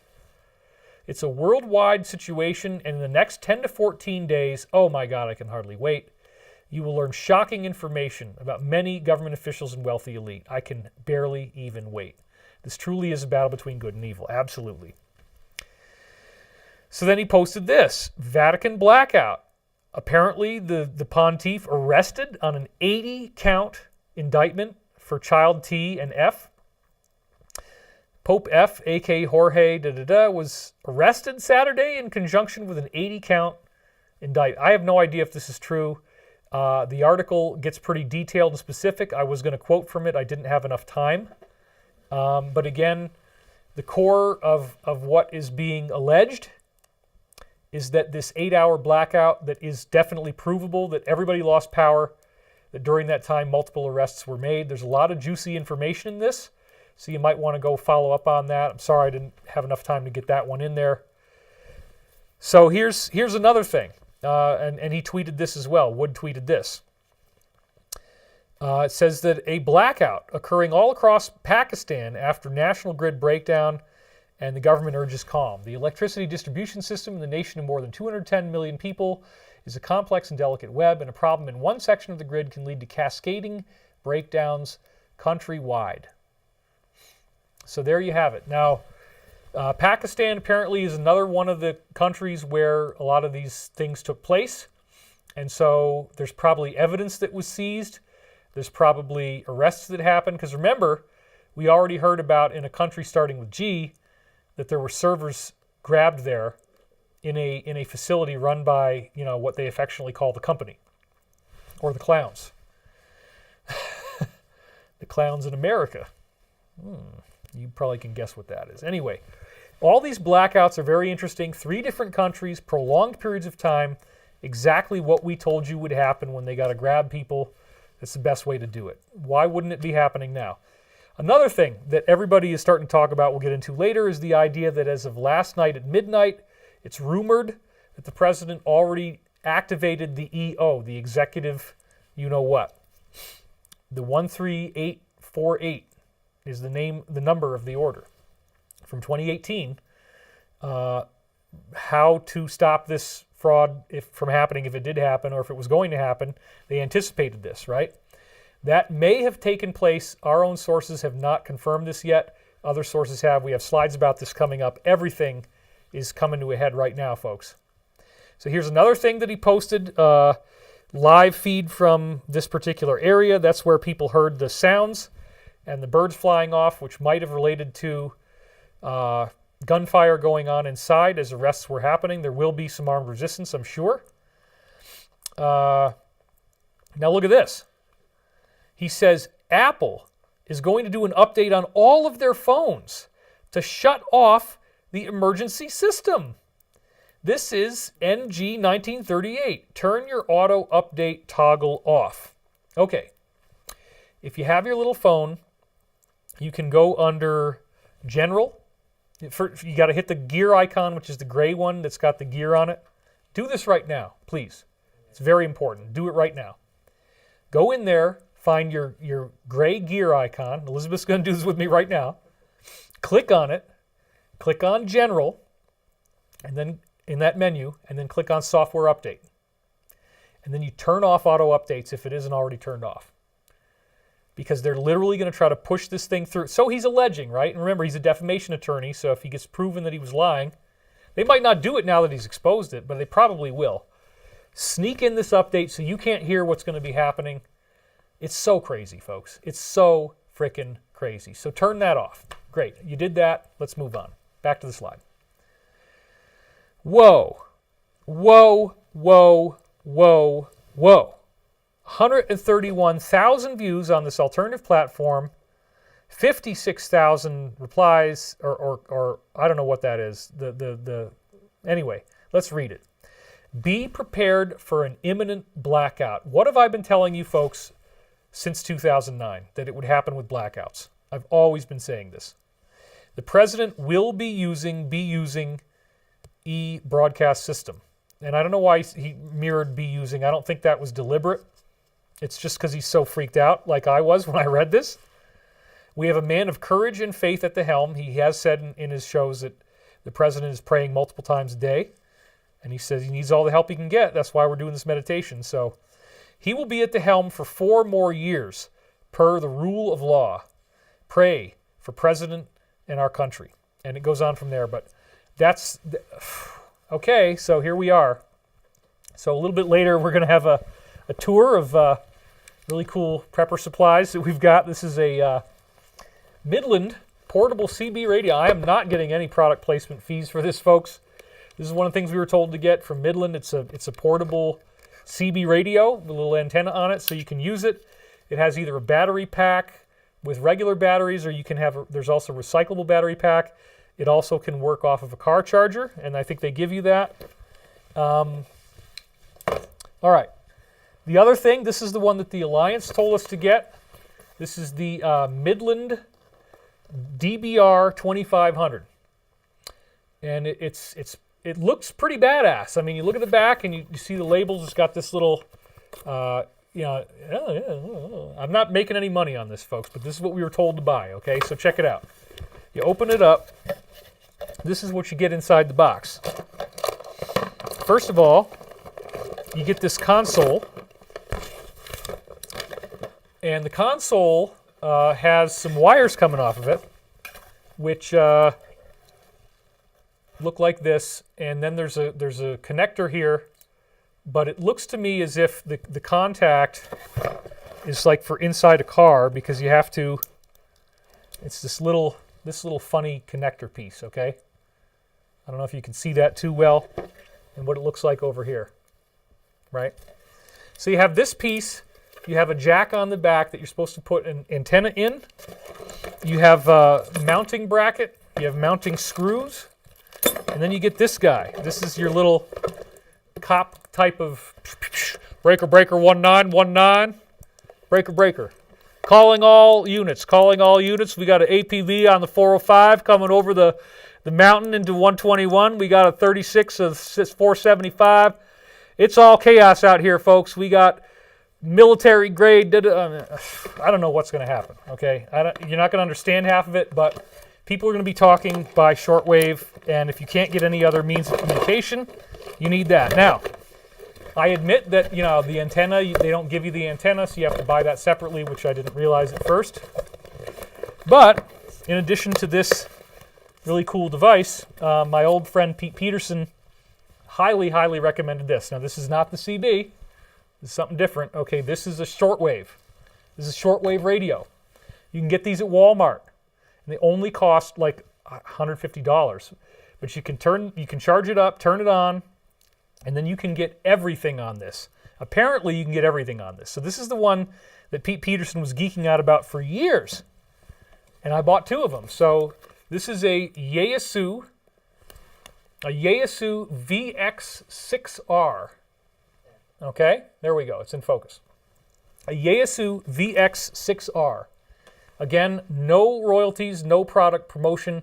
The good part about this, unlike the other one, the Midland, is that you got the antenna built in. So you just turn it on, and obviously there's a big learning curve on this in terms of figuring out how to use it, but you're going to have a lot of time on your hands, okay? So I highly recommend getting a Yaesu VX6R. And then another thing that you want to do is you get lots of lights. And so I found this thing. It's made by Energizer. It's just cheap. This is the kind of stuff that I've been buying lately. Whoa, you can turn it on. It makes my face look really crazy. But then also, you have this little thing here, and you can pull that open, and there's a little USB charger right in there. So you can charge. There's 4 D batteries in this thing, okay? These are available at Home Depot pretty much everywhere. So you can buy one of these, buy a bunch of D batteries. That way, even if you don't have anything else, you can still charge your phone maybe as much as 2 or 3 times off of those batteries just with one of these. So we have I think 2 of these right now. It also is very handy just to keep around the house if you don't have any lights. Now, regarding these kind of situations, we are told if you have a gas generator, you probably don't want to run it during the day because it alerts people to where you are. So another thing that would be wonderful is if you have solar panels and a battery to store the energy that the solar panels are making. And we're working on all that stuff here. Believe me, we are in full readiness mode. But get your Yaesu VX6R because you might hear some really cool stuff on here. People will be talking by CB radio, and you can get those. There's no special regulations. You are technically supposed to have a ham radio operator license before you use shortwave. I don't think anybody's going to care if we're in the middle of 10 days of darkness, okay? Anyway, let's go back to the slides. That was our fun little tour of the equipment you can buy. I am getting MSM calls asking me if I'm going to be arrested for threatening P with a firing squad. Such nonsense. My response, quote, I made no threat. I do not believe in violence. I do believe in the rule of law. I have reliable evidence that P has engaged in acts of T. My comments were rhetorical hyperbole. Any journalist should understand that concept. If my information is accurate, law enforcement will address what punishment, if any, should be administered, as they do with all criminals. I am a follower of Jesus Christ. I would never advocate violence against any person unless necessary in self-defense. The MSM accusations against me are just that, MSM accusations. And we all know that the members of the MSM are liars. Thank you for your support. You inspire me with your love of God, country, and freedom. My gosh, we're already almost on 2 hours, but I'm pretty close now. And again, I just zoomed in on it here so you can read it a little bit closer. You can pause it if you want to. So here's the next one, and I have up close on this too, so here we go. Today is a good day to pray and ask Almighty God to reveal every lie. We have one president at a time. Our president is DJT. When he speaks, listen carefully, meaning there's a lot of subtext going on. The president must take steps to save the fabric of our Constitution and preserve our liberty. Ignore the MSM. They are liars. Look at this, folks. To be safe, have 10 to 12 days of water, food, radio, etc. I hope it is not necessary, but it is entirely possible that bad actors will create violence in our major cities. You betcha. Trust T, but in the final analysis, you must trust the Lord. And this is just his word for the supreme being, just interpret it how you will, whatever languaging works for you. When some see chaos, you will see a plan. Exactly. That's what we are always saying. Don't get caught up in the fear. This is not scary. It's very exciting, actually. T was reelected in a landslide victory, and he will serve 4 more. But he has a sworn duty to clean up the mess created over years by third-party bad actors, communists, and traitors, and he will. God bless you. 100,000 likes. On an alternative platform, here's another one that he wrote. This was yesterday. Good morning. Does the day seem surreal to you? Do you feel the revelation of truth occurring? Does it confuse you as you struggle to ascertain truth from lies? Are you impatient in wanting answers? Do you know who you can trust? Do you have an intense desire to see justice done? Change is difficult, painful, and demanding.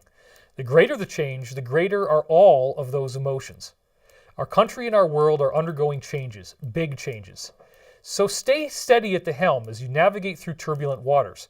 It will be worth it when you get to the other side. I believe America's best days lie ahead for all of us. Keep the faith and trust God. 137,000 likes. Obviously, he has a lot of Christian supporters, and that's great. So check this out. He reposted this one. 86,000 likes. Doesn't anybody see that what happened on January 6th is eerily similar? This is somebody else that wrote this, and then he just re-echoed it. Eerily similar to what happened to the parliament in this particular country, starting with G in 1933, when H and his group burnt the building down, but blamed it on communists. And this is a fact. You can go back and look at it. It's pretty widely acknowledged now. This was done to eliminate the enemy, and history is repeating itself. AOC has actually called for concentration camps, although technically now, we heard this from the Alliance, they're going to call them, I guess they're going to borrow from Chairman Mao and call them re-education camps. But the ridiculous thing, if you think about what happened in the country starting with C, and what our friend told us just today, we were talking about this. If you even talk about politics anywhere, somebody's going to rat you out, you're going to be arrested on sight, and if the interrogation proves that you had any plotting going on against what was already in power, you're dead. That's what they want to do. They want to put you in re-education camps. I'm sorry if it sounds radical, but this is the intel that we're getting, that they actually want to structure society. But hey, who cares? I love camping, right? This is not that kind of camp, folks. You're not going to get Gatorade, Vienna sausages, s'mores, and Coleman lanterns on this camp. You're not going to get tents and sleeping bags, and you're probably not going to be having a lot of fun. This kind of camping is not the kind of camping you want to do. And re-education may very well involve MK techniques. In other words, you might come out not remembering what you thought before you went in. And they have this technology. They've been using it for a long time. Once you go in there and you don't have any rights and you're shut behind the door, you think they wouldn't give you electric shocks, show you hypnotic films, give you, Rohypnol and tranquilizing drugs? You think they wouldn't give you scopolamine? You think they wouldn't put you in a chamber where you get electric shocks timed with things that you're seeing visually and hypnotic suggestions being given to you? That's what it is. That's what it is. It's MK. That's what it is. They're going to get you to the point that you forgot that you ever disliked anything about the government. You love Big Brother. It is astonishing that people are making this kind of a naked ploy for power. But we're already at 2 hours. I don't want to keep belaboring this point. There's more to talk about. Now we have this one. The Line of the Backstabbers, this political cartoon, which I think is hilarious. And then we're going to zoom in on this to the top part. I can honestly say I feel the president's pain. Because of my imperfect but best efforts to speak truth, I have been accused and attacked by many of my quote-unquote friends and sadly, even by my own family members. And then he gets all Christian, so get ready, folks, if you don't like this, but I totally can feel it. The Bible is clear. If you follow Jesus Christ, you shall be persecuted. So while the betrayals deeply hurt me, I do understand. I shall continue to speak truth and be fearless. My faith remains unshaken. How intense must it be in this man's life if his own family members are now yelling, hollering, screaming at him, telling him to stop, and he's still going to move forward anyway? God bless you, Mr. Wood. God bless you. I'm so sorry for what you're going through. Nobody deserves to be betrayed.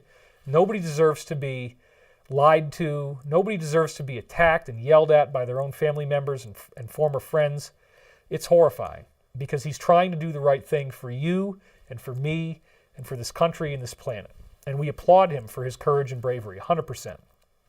Now check this out. This is, again, from Sydney's app group, and I highly recommend you get the app and you download it and you put it on your desktop and on your phone, because there's a desktop client browser and there's also one for your phone. Type in her name, subscribe to the group, and hopefully we'll get those numbers up a lot higher than 102,000, which is less than I get. People should be paying attention to this. You should be paying attention to this. So then she typed this in today at 11:22 a.m. All this stuff is now going to be from today. Just in, airspace around Reagan International Airport has been closed. And we don't really know why. They're saying it has something to do with the infection, but I doubt that's what it is. And then she says, just now, the flag at the White House has been lowered. That could have something to do with executive orders from the past. I don't know. I mean, I haven't had time to really study this. Maybe that's what you do when you declare insurrection. I have no idea. But there it is. This is from Dr. Michael Salla, our good friend who has never betrayed us. Thank you, Dr. Salla, for holding the line and always being loyal. You have no idea how valuable that is, Michael. Thank you so much, my friend. And I encourage everyone to follow him and read what he has to say, which means he just lost his Twitter page. Sorry, Dr. Salla. It seems like any time I talk about somebody, they pretty much lose their whole account, so I apologize if that's what happens. Anyway, for right now, he's still up. Here's what he has to say. The IA was signed last night by the president according to multiple sources. Wow, it's already on, folks. All those laws, it's all happening. Reliable source is Michael Jaco, a former Navy SEAL who announced it just now on his YouTube channel. And then these various entities are all linked to foreign interference. And I watched the video. He only goes on for 8 minutes, and he thinks very much like me. And I applaud him as well for his courage and bravery and for the nice, short 8-minute summary that he was able to do. I can't do it, but I want you to read all this stuff, which takes some time. So now again, independently, we tried to look into this, and we can't get confirmation. So my own sources, I don't know. But apparently multiple sources online are saying that this did already happen. That might have something to do with the flag being at half-mast. It certainly seems to have something to do with all the aircraft traffic going in and out of D.C. being completely shut down. It certainly seems to have to do with the blackout that happened in these 3 countries overseas and actions that are getting ready to happen for why we're being told, get ready for a blackout, get ready for a power outage, 10 to 14 days, shocking evidence. Get your Yaesu, what is it, VX6R, okay? You're gonna love having this, believe me, and it's cheap, and we don't make money on that, so that's just for you to go buy one. Go to Walmart, get one, please. They have them. Back to the slides. Below this thing, what Salla just wrote, A. Victor H. says, I hear that the Pontiff has been arrested for being a you-know-what today. And then the other guy there, Jay Freedom, says, looks like this is happening, Pakistan power outage, and also in this other country. And then he links to it. Now, this website, of course, it takes over your whole computer. As soon as you start loading a page, you have to click stop right away, click the X. So that's what I did so I could actually get the text without all the ads in the way. And this is what Daily Mail actually said. Power restored after I blackout. I has got its power fully back today after a nationwide blackout plunged millions into darkness. As engineers worked to keep the network up after Sunday's outage, politicians said I had received a wake-up call to kickstart economic reforms including measures to boost power generation, reduce dependence on foreign power supplies, yada, yada, yada. The head of Eye's Grid Systems said power had been fully restored across the country, but targeted power cuts were planned to avoid overloading the network. Blah, blah, blah, blah, blah. And then it says, storms. Authorities attributed the outage to a breakdown of electricity lines, some in heavy storms. Of course, yawn, yawn, yawn. From France and Switzerland, neighbors supplying some 17% of the power, but they disagreed on who was to blame because they can't prove anything. Has nothing to do with storms, has nothing to do with these other countries. Almost all of Eye's 57 million people, almost all of them, were affected by Sunday's blackout, a scale similar to last month's collapse in the U.S., Northeast, and Canada. If you had to arrest a bunch of people in one country, wouldn't you want to take the whole country's power down so that they can't figure out what's happening and they can't talk to each other? There's no phone, there's no power, there's no internet. What have we been saying for 11 years? It just happened. Apparently it just happened. They're blaming, they don't know who to blame. They don't know how to blame this 8-hour power outage that 57 million people, the entire country has no power. Doesn't matter who you are, if you're in this country, you don't know what's going on and somebody could come for you, which is apparently what happened. So if this is true, holy crap, it's so amazing. Now for the next one. This is the same tweet that I actually had read to you before. I'm just showing it to you again. A lot of people were circulating this particular copy of it. Be prepared for the imminent blackout. The president will be using the EBS. We have a man of faith and courage at the helm, and he will be at the helm for 4 more as per the rule of law. Pray for our president, our country, and all. Steady. And then this person retweeted below confirmation of what David has been saying for months, years, some of it. This is crazy. Thank you, Adam, for giving me my props, as they would say in Black Urban Vernacular, or BUV. Got my props. All right, here we go. Next thing. I just showed you the full thing now, and this is the top of it.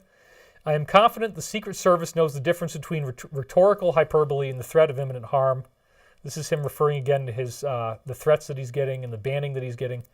We are witnessing efforts by the high-tech companies and MSM to end free speech in this country. Will never happen.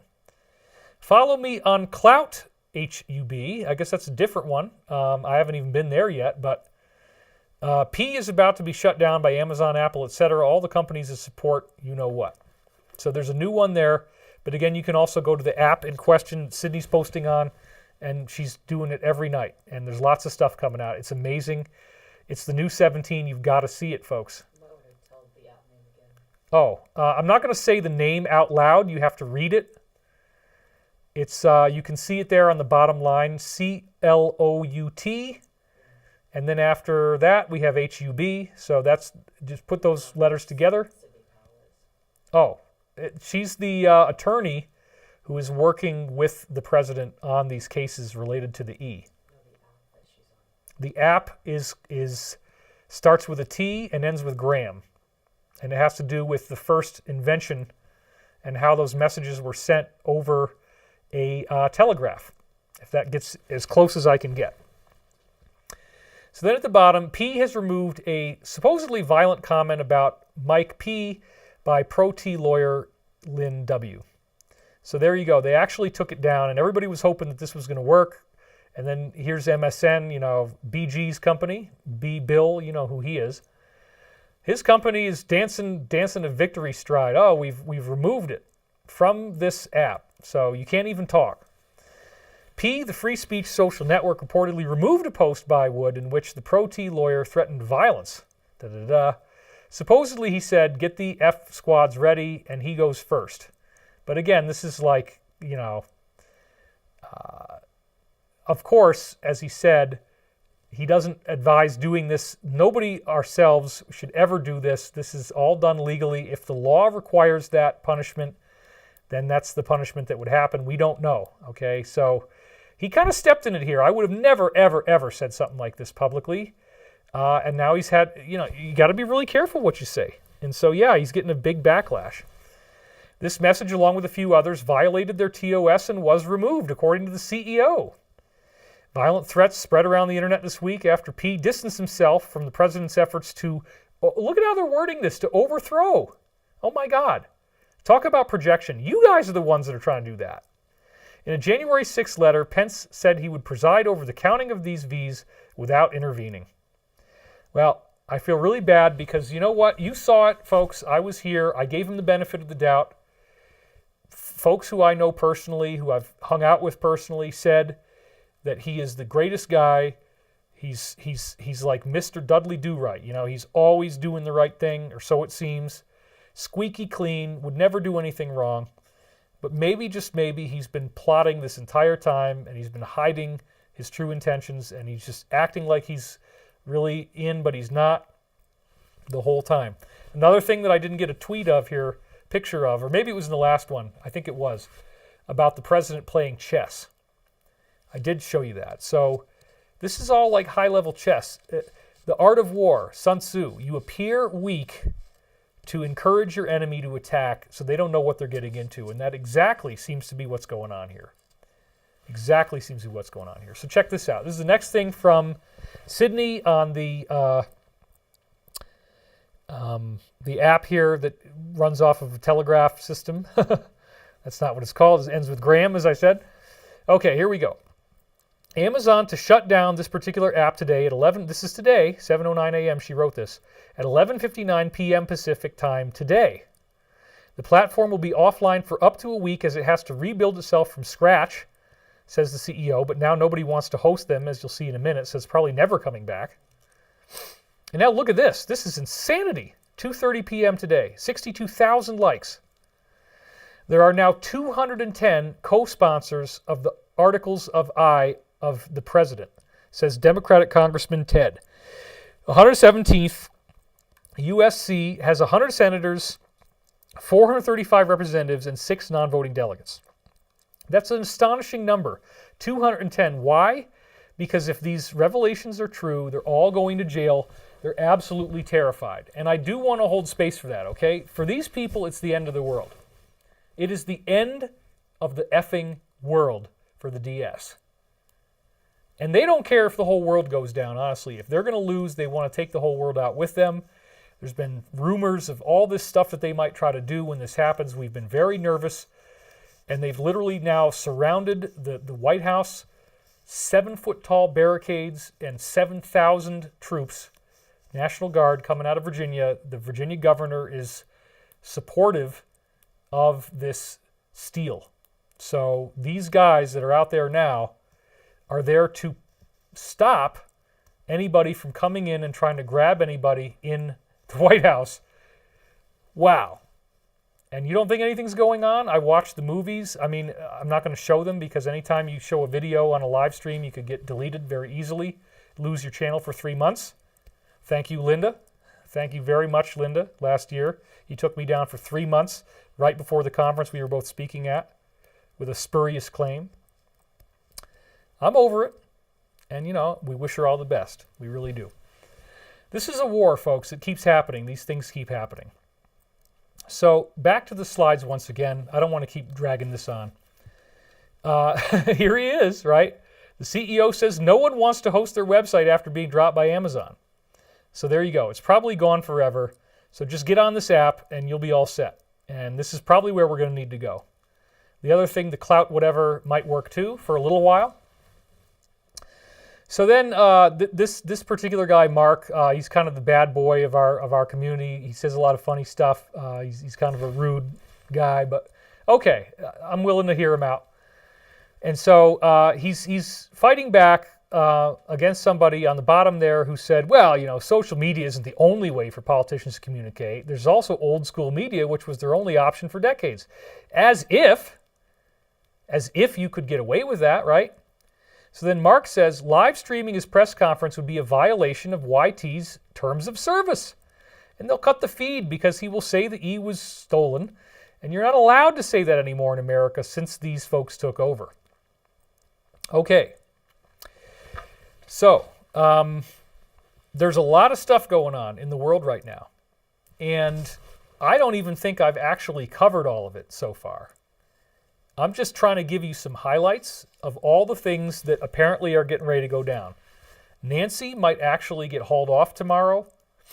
There are some very significant concerns in the alliance because right for now, at least, the major part of the military is pushing back and not supporting this being done. That is a gigantic concern. If we have one part of the military of the U.S. attacking another part of the military of the U.S. on a larger scale, like these 7,000 troops around D.C., around the White House, and that whole area, including Congress, of course.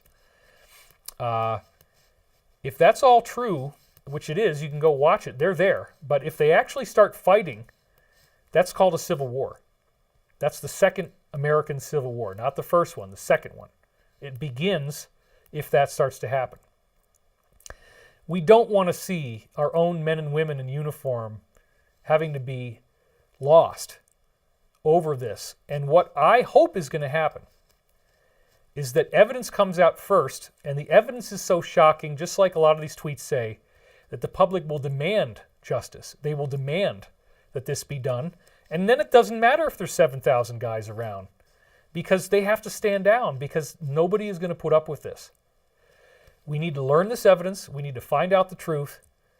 And I think what's going to happen is probably a series of events where the public, I think the opposition, the Dems, or whatever you want to call them, the DS, I think they assumed that the president would lead with some massive strike, but that's not what it's looking like. And I've always said the plans are very flexible, very fluid. They could go many, many, many, many different ways. What I think might happen is a series of arrests, and then as the arrests happen, the evidence starts to come out. There's probably going to be the use of this system. There's probably going to be power outages, but it's all going to happen in stages. It's not going to be one big burst.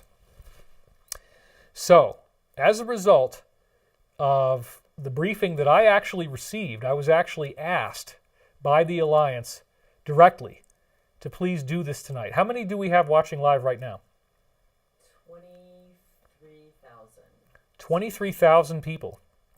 That is incredible. That's even better than last time. So going to the final slide here, we are again going to use the meditation technology, as we could call it that, even though it's not really a technology, because 7,000 people meditating together have reduced war, crime, terrorism, fatalities, all these horrible things by 72%. So again, as I love to talk about this one, this is not in dispute. Let's go back to a camera here. Yeah. This is not in dispute. Now you said, well, David, you spent 2 hours and 15 minutes so far. It looks like 2 hours and 10 because we were 5 minutes late. Believe me, I needed to be. Just trying to get this all done. We've spent a lot of time talking, but I never mentioned anything that's in the title of the video. Well, obviously the title is not exactly what it's really about. You have to be a lot more circumspect these days in talking about these things, but the title of the video is extremely important, and I want to share with you why that is. When I was living in Los Angeles, I spent an entire year in Hollywood trying to get a Hollywood movie made, having no idea that it was so controlled that that would never be possible. We raised money. We actually got an A-list screenwriter, Jim Hart, who wrote the movie Contact, worked with all the best people, and we actually have several versions of that Convergence screenplay that we actually wrote for the money that we raised. When we tried to get into development, nobody wanted to develop the movie. And in fact, later on, when my colleague Danny Brinkley was checking around with all his top Hollywood people, believe me, everybody knows who I am. And they know that I have a huge audience, but nobody wanted to do anything with me. So we struck out on television deals, movie deals, everything. Nobody would go anywhere near this. So I've had to stay independent. I'm literally unemployable by the mainstream. They will not go anywhere near me. And it's probably these shoes, Alice. Why don't we show them the shoes real quick? You got a telescoping camera there. You can. Anyway, yes. So I'll show you myself. These are the shoes that I chose to wear today, just to be a little bit pizzazzy for you. We got to have some kind of fun in all of this. Okay, so let's talk about screenwriting, right? These are the shoes that I bought, thinking that I did use them once when I met Steven Tyler at his benefit. So anyway, fun shoes. People were asking me to wear another blazer again, but I said, well, you got to get the shoes. The shoes are pretty freaking cool. They look like gold. It means this guy's important, right? There's something happening here that's cool with Mr. Wilcock. Why would he wear those shoes? They look like tap dance shoes. You can insult me. I'm giving you red meat here, low-hanging fruit to insult your buddy. Anyway, back to the point. Here we go. So when we go back in time to those days when I was trying to get those jobs to happen, and I spent years trying to get this film made. I started it in 2005. It's the reason I moved to LA in 2006 is to do this one movie that we were raising money for, but we could never get it into development. We were blocked and blocked and blocked and blocked. Jim was showing it to all kinds of people in Hollywood. It was a great script. Nobody wanted to do anything. It was unbelievable. So to get back to the point, during this time, before we hired Jim, we didn't hire Jim till 2009, and I've been working on it since 2005, raising money, investors, everything. I spent an entire year reading books on how to write film screenplays. An entire year where that's all I did from the time I got up to the time I went to bed. Every day I sat in the chair and I read, and I have all these margin notes. I went through about 12 or 13 different books very heavily, and I learned the underlying DNA of how to write a movie. The weirdest thing about how to write a movie is that they always come out in 3 parts, and they call it 3 acts, a 3-act structure. The second act is twice as big as the first and the third, so there's actually 4 units. If you divide the second act in half, you get 1, 2, 3, 4 parts. The 3 acts could basically be called setup, conflict, and resolution, the 3 parts of a story. You got to set up the story, you got to have a main character and a villain. The main character needs to have some quest. This is what all films are. There has to be a quest presented to the main character, which the main character, he or she, debates about and then finally decides to join. There's even guidelines about what's supposed to happen to the character, what page number it's supposed to happen on. I learned all this stuff. And then there's 2 different versions. There's the guy that wrote Save the Cat, and he's advocating shrinking the screenplay down to 110 pages, whereas everybody else recommends 120, with the idea being that 1 page is 1 minute of time on the screen, usually when you're reading a screenplay. Okay, so I'm going through all this screenwriting stuff, and ultimately what it came to was that there's always a main character. The villain is the mirror image of the main character if his or her flaws took over, and the flaws then run the character. The hero has to be set up for this quest. Then when the second act begins, that's usually page 30 in a 120-page screenplay. Okay, so you get the first 30 minutes of setup. Then the hero, as they call every person in the movie, the lead character is called the hero.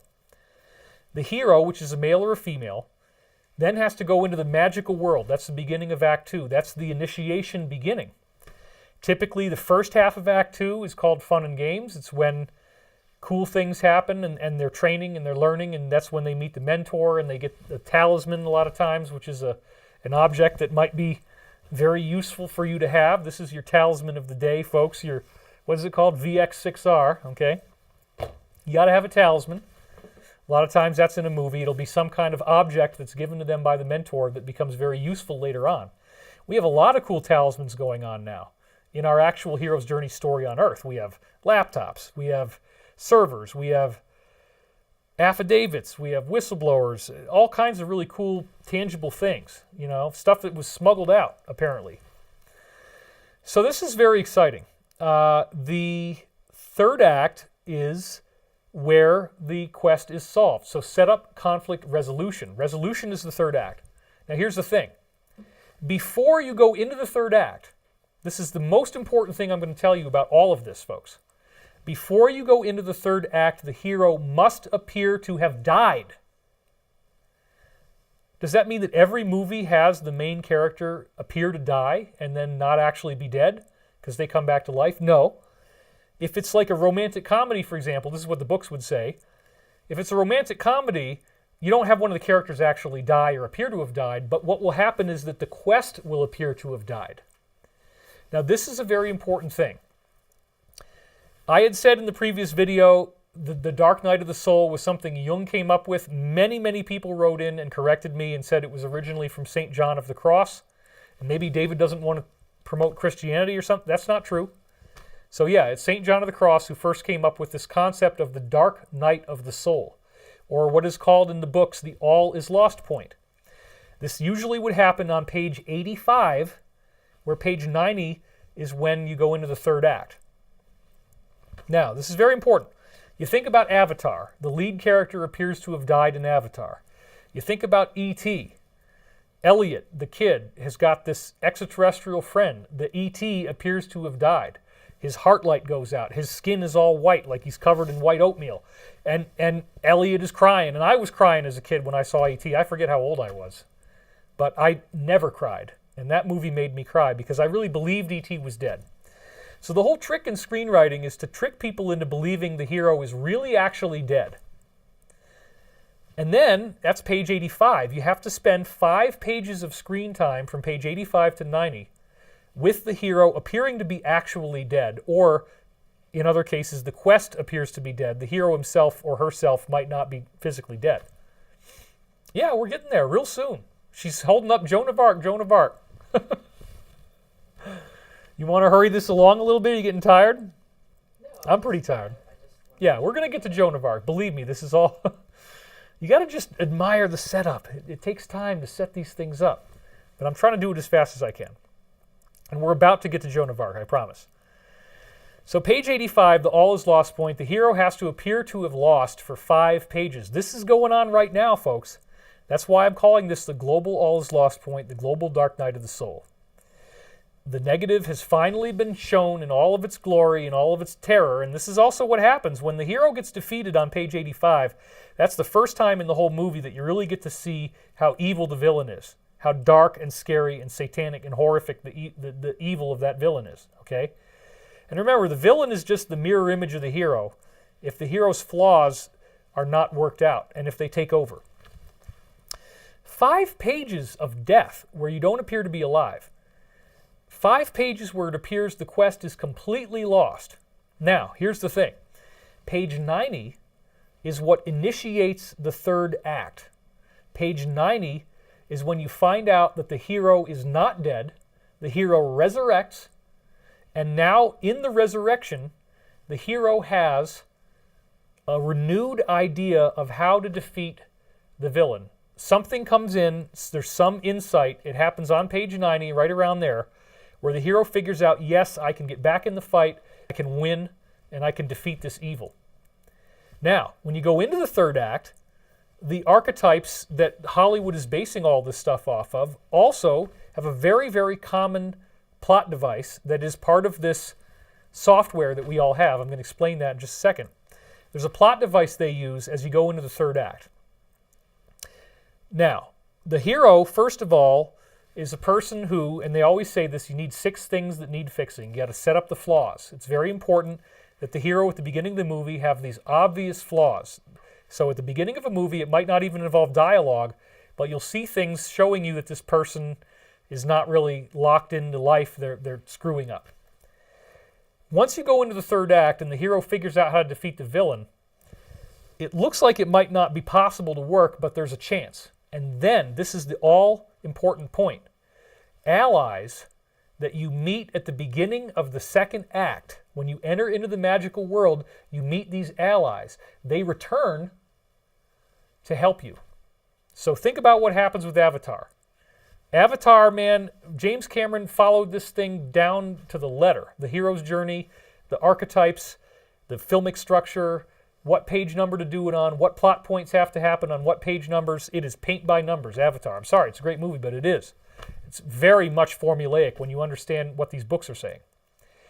What happens after the hero, when the defeat starts to happen, it's the blue people and all their funny, cool animals that they're riding on that suddenly show up out of nowhere to ride into battle and defeat the bad guys. So there's the cavalry that shows up. There's this huge army that shows up. And by the way, I want to point out this is also the story of Christ. The hero's journey is the story of Christ, and apparently Jesus had to go through this entire process as part of fulfilling this galactic pattern that we all have, the hero's journey. This is why you have to write movies this way, because they found out that watching these movies is like kind of going to church. You're hearing the hero's journey, you get it in a nice fast speed, you get it in one digestible 2-hour burst of the whole story from beginning to end. In the real life, it doesn't happen this way. So it could be a number of days where we're in the turmoil and the all is lost point, and the dark night of the soul could still get a lot worse than it already is now. That could happen.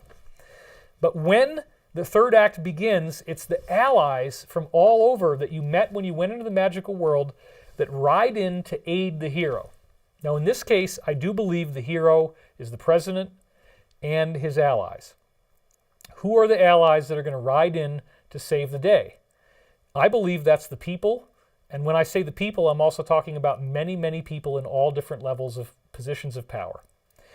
To me, if you look at it from a strictly practical perspective, this is the most asinine thing they ever tried to do, to overthrow this country, thinking they're not going to get any pushback, thinking that the people that have grown up pledging allegiance to the flag, red, white, and blue all the way, that they're just going to stand down. And where are you going to find the staff to arrest all these people? Where are you going to find the staff to herd people off to an MK Ultra re-education camp? You're not. There's not enough people. I was told many years ago in my dreams there's not enough people to hold the guns, and there won't be. It's never going to happen. You can't create these things anymore because it requires the consent of the governed. Government requires the consent of the governed. Okay? Therefore, what we're seeing right now is something that they're trying to do, but it's like a pathetic fantasy. It will never be possible. Nobody would ever go along with it. And there's so many people from all over the world. And look at what's happening. Allies come in at the beginning of the third act to save the day. We got allies coming in from foreign countries. We got the talisman. Now we know how it was done. What was the computer that it flowed through? That it happened out of this one country starting with an I in Rome. This is huge. These are foreign countries coming in. These are allies that you make at the beginning of the second act. The allies come in. The hero has to appear to be dead for 5 pages again. Jesus is just one of many examples. Every film does this, but him dying on the cross and then being resurrected is the Jesus version of the hero's journey. Joseph Campbell, an investigative mythologist, said that there are many, many other examples of this from all different cultures around the world, and they all, interestingly, seem to be correlated with this concept of the change into a new reality. I've been talking about ascension for so many years. You've heard me talk about this.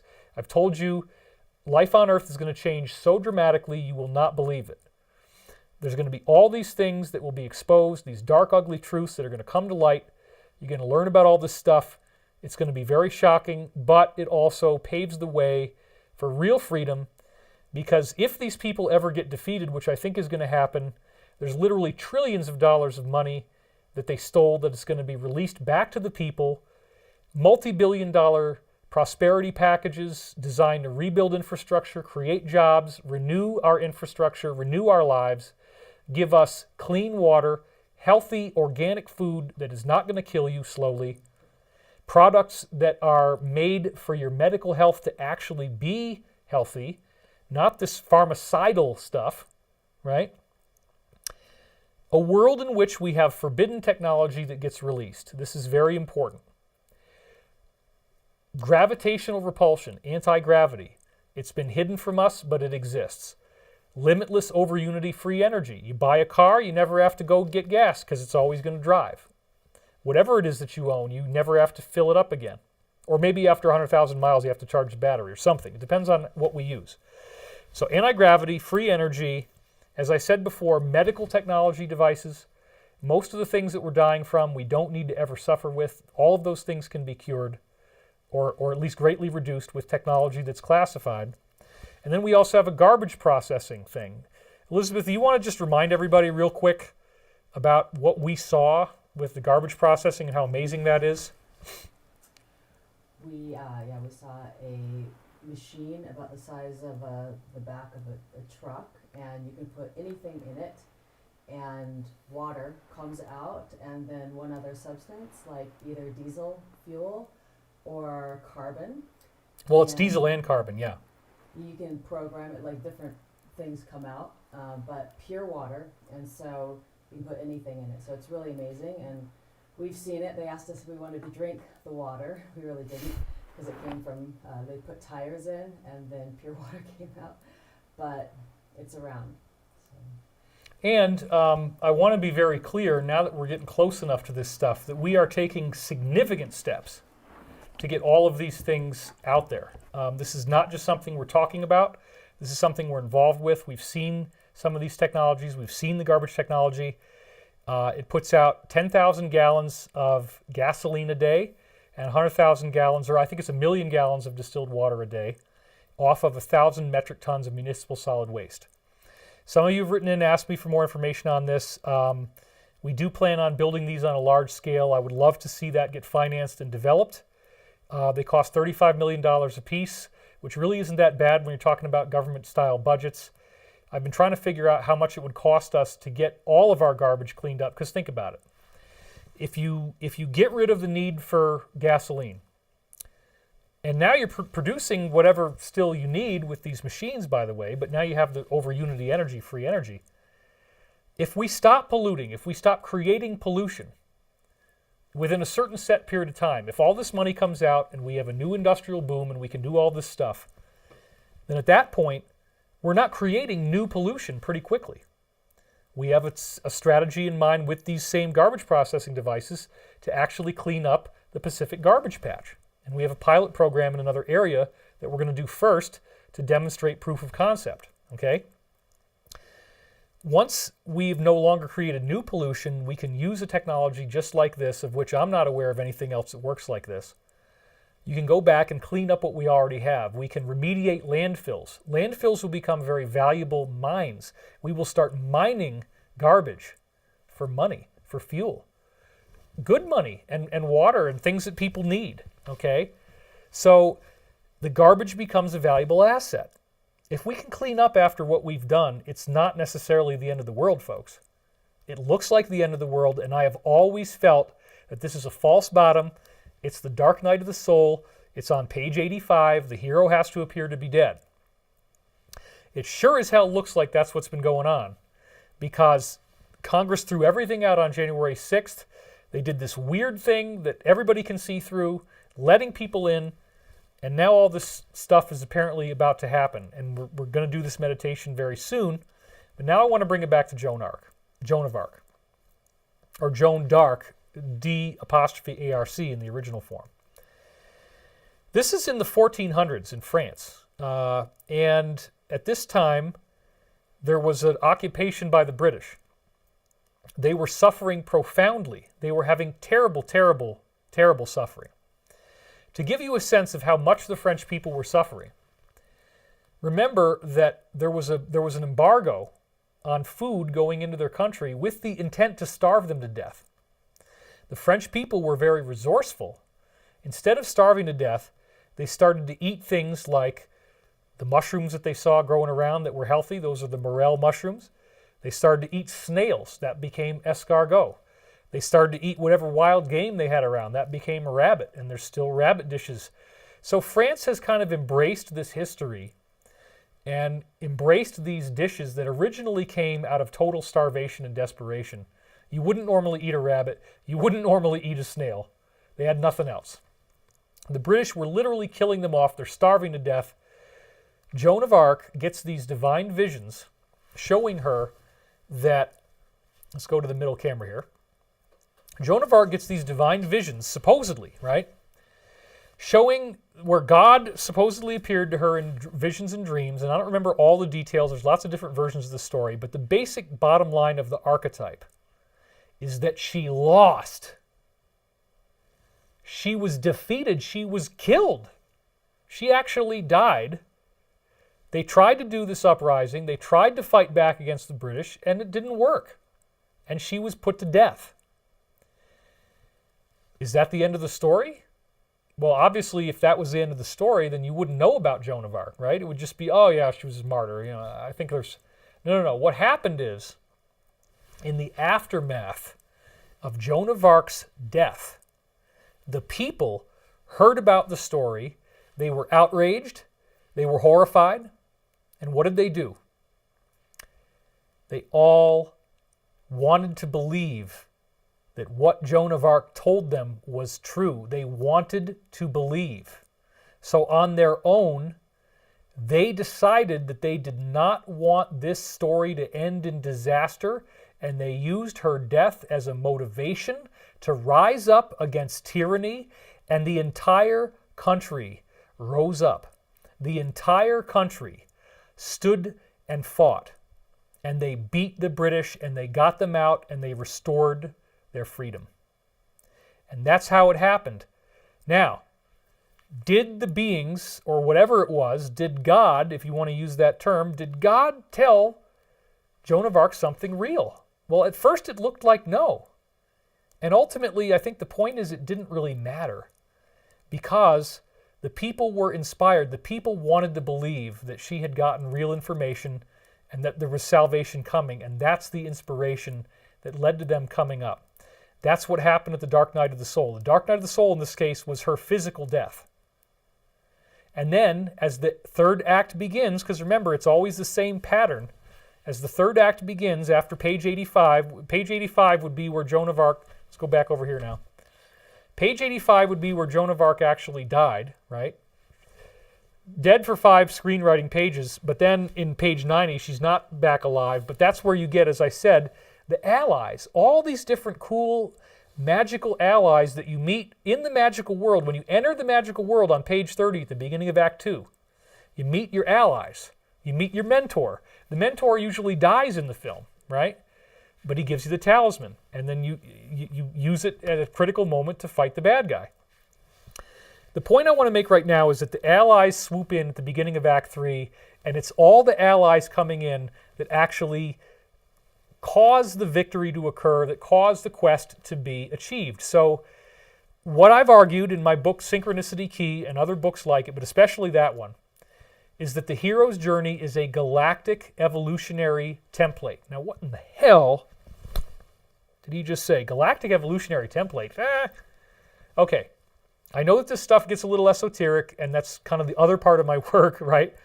Besides this kind of stuff. But suffice it to say that we wouldn't be making all of our movies follow this script if there wasn't some software that is deeply installed in our subconscious mind about this hero's journey. It's why when everybody gets inspired to tell a story, that the story comes out the same. And now they've studied how much the story is the same, so you can actually tweak your story to make sure that you get the right inspiration and that you tell it properly. Because if you tell the story properly, it's a big hit and everybody wants to hear it, or theoretically. So then Hollywood says, let's just cover the spread and let's make every movie have to follow this structure. So they're all going to do this thing that makes people want to watch the movie, and most of them do. So Joan of Arc fulfills this galactic, this is what I think is going on, and what it says in esoteric sources like the Law of One that I've studied. That there's actually a galactic mind, and there's a mind in our solar system from our sun and from our planet. And these are benevolent forces. The universe is a loving, thinking, intelligent being. And you are unified with that being. You are not lost. You can never die. You will always exist. You will always be conscious, and you will always continue evolving. And you will inevitably evolve to a being who is ultimately going to be loving, kind, patient, forgiving, accepting of others, generous, all these kinds of great qualities. This is what the universe is steering us towards. The universe has an intrinsic benevolent design. And I do believe that. And I actually can prove that benevolent design written into the physics, as I've done on many other occasions. And is in all the books, including the most recent one here. And there it is. I'm going to do it once. Okay, Awakening in the Dream is the latest one. Talks about all this stuff, has prophecies of all the things that are going on now. I don't need to promote this to make money. I get I don't even know what it is. I might make 75 cents a book on something like this. I'm not even sure. It's not very much, folks. It's like minimum wage for all the time I spend. But I wrote the book because I want you to read it.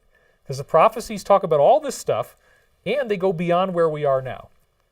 So I do understand the fear and the concern expressed by some in the Alliance, I'm not going to say who, that this might not work out, that right now the aspects of the military are not supporting it. But I think that's all going to change, and I think the way to do it is by doing targeted arrests first and not doing it all at once. But I could be wrong. I'm not in charge. I get very, very limited information, tiny little table scraps, that's it. Mostly what I'm doing is looking at the same stuff that you guys could see. and I get little bitty extra pieces, but that's it.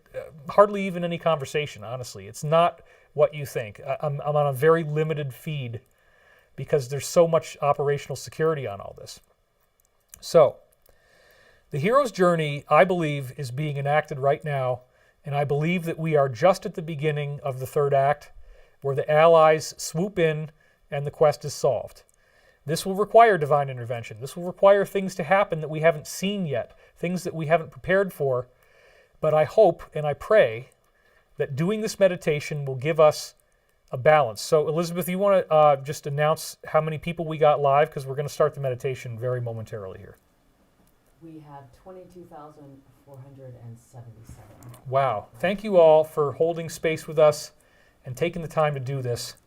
And please don't sign off when we do this meditation. This is a direct request from the Alliance for us to do this meditation because they know we have the numbers, and this is a very powerful tool. This is over 3 times higher. The crowd that we have right now, you watching this with me, is over 3 times higher than what the Maharishi people used as 7,000 people to get a 72% reduction worldwide.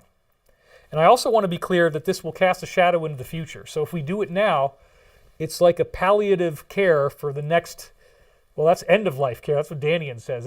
It's Uncle Mama in my head. Palliative care. He's always talking about that. It's end-of-life care for certain groups of people, okay, but not everybody. And certainly I do not, when I look at this thing, when I look at what's happening in the world, I am astonished, folks, at how precisely it follows the hero's journey, how precisely it follows the archetypes that I talked about in my book, that we are clearly seeing the all is lost point. We are clearly seeing the dark night of the soul. And I absolutely believe the Joan of Arc is going to happen. The appearance of defeat leads to all these allies rising up and jumping into the fight. And that includes people in positions of influence where they can actually get something done. Everybody likes to say, what can we do? What can we do? Well, we can do this meditation. 7,000 people getting together changed the free will of 3/4 of everyone on Earth so that they didn't do acts of violence, and they were obviously more compassionate and happier. So this means that by doing this now and by continuing, this is very important, continuing to practice it in the days ahead. Another thing that I've been hearing is many people in the Alliance are starting to have really bizarre, terrifying problems in their personal lives. For example, we're hearing reports, and I know this sounds crazy, but we're hearing reports of Alliance people having things like shadow beings appearing in their house, feeling of presence in the room, a dark energy, sounds happening, bad nightmares, feelings of entities trying to get into their minds. And so, Elizabeth, really quickly, would you like to tell people a little bit about sacred boundaries and the importance of bringing in some of these ancient lineage teachings from the East in fighting against an adversary, because I think most of our audience is not aware of the spiritual component of the battle. So if you could just give us a little 2 or 3 minute synopsis of sacred boundaries, that would be great. One of my favorite topics, sacred boundaries. Well, in the spiritual battle, it's important to always remain good-hearted, to always cleave to the good, and to defend that which is good from what may be trying to attack it, if you will. And the martial arts is a way of doing this.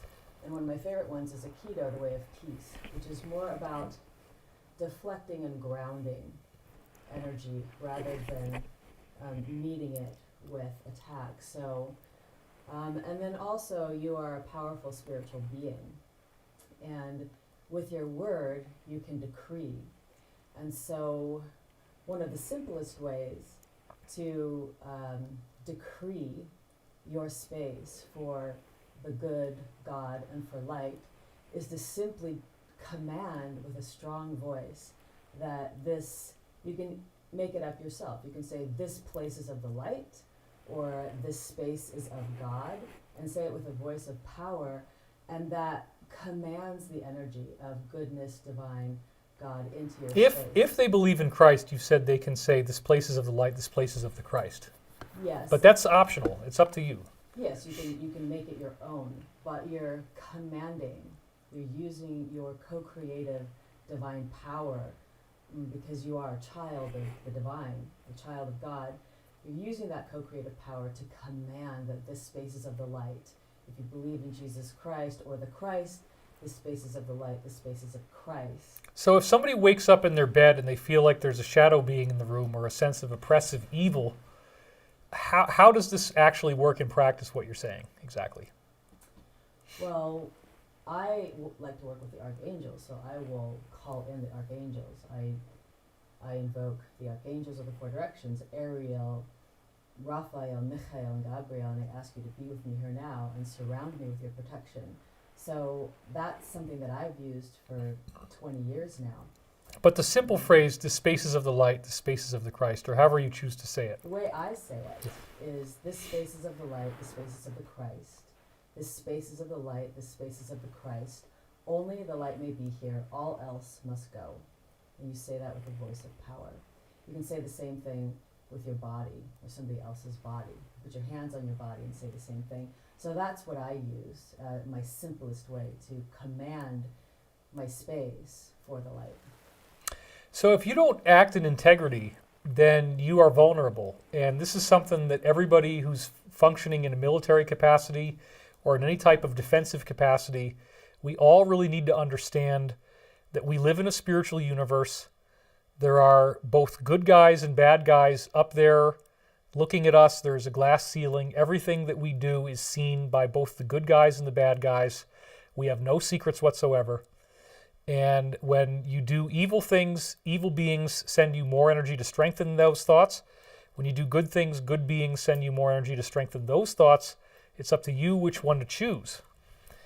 So when you start getting these negative greetings, if you get these attacks, it's very important that the warriors who are fighting this cabal understand that these people are going to be using black magic. They are going to be using their intent. They're going to be praying to hurt you. And they're going to be working in concert with non-physical entities that will assist them in that process. There is a benevolence to the universe. There is, I believe, a one infinite creator, and it is love, and it is light. And you will be protected if you invoke that protection, providing that your actions line up with your words, right? My microphone was actually on the ground, so people couldn't hear me. Oh, they couldn't hear you. That's interesting, yes. A nice little negative reading. Do you want to say a little bit more then, if you got the microphone in the right place now?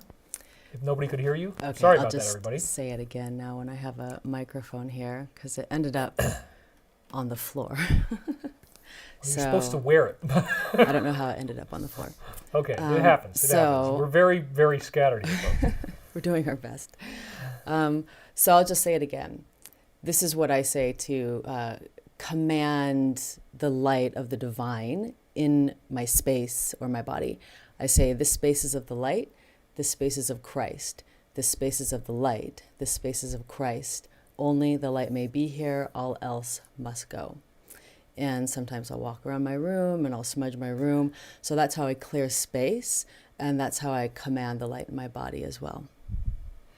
So the short answer is that you can invoke protection. You can invoke protection from however you see the Creator, and you actually want to armor yourself with light. You want to envision a white egg around your body of white light with no cracks in it. And you want to just, like in the Shinto tradition, which I learned and studied about in Japan, they actually clap like this. And so you use the clap, and as you move your hands like this, you imagine that as each clap happens, you're strengthening that light egg, and you also want to see ripples of light shooting out from the egg as well.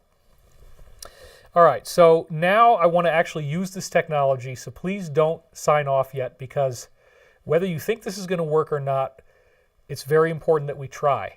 Because there's a great scientific pedigree for this, and us doing this may actually affect the outcome so that it's not as crazy as what the worst case scenarios that they're looking at might be.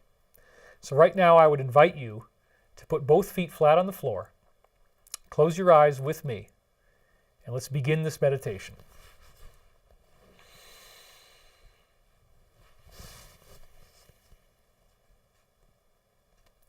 I invite you to take a nice deep breath in and hold it for a moment, and just easily let it go. And then take another nice deep breath in, and again. So relaxed as you just let it go. Following your breath like a path through a beautiful enchanted forest as you've entered into the magical kingdom, the world beyond. There's all kinds of unforeseen things in the magical world. There are tests, tribulations, but there is ultimately triumph and victory. Facing off against the great villain and the hordes of minions led by the great villain, systematically, as you become more and more relaxed, seeing how this galactic story gets told over and over again. Learning that Hollywood found out that it's in their best interest to write all films on this pattern because it's so deep in our spirits, in our subconscious. The peace that comes available to us like an oasis when we open ourselves to true silence.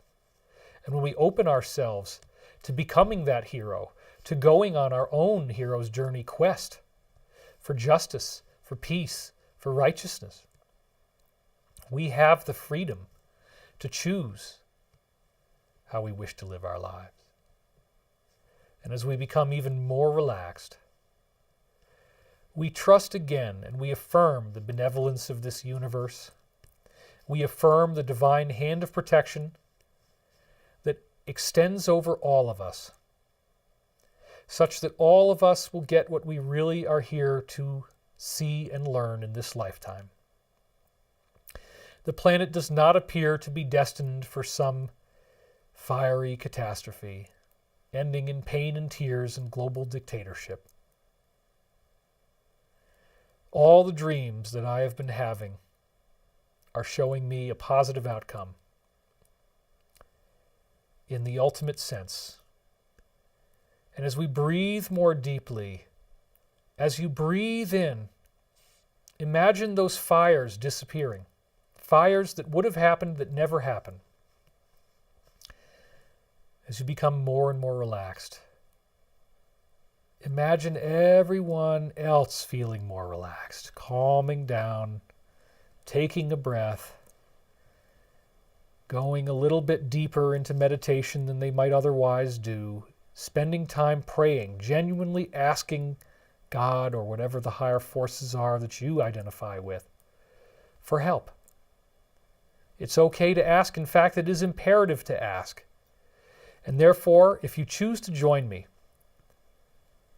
as we're deeply, deeply relaxed, let us work together to ask for what we want.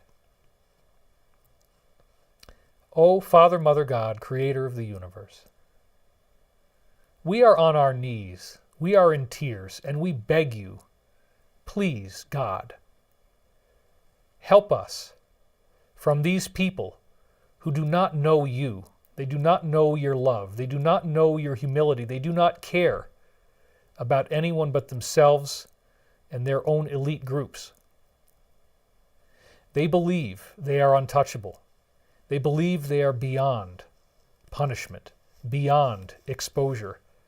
They believe they can rule by force and jam anything down our throats if it's done properly.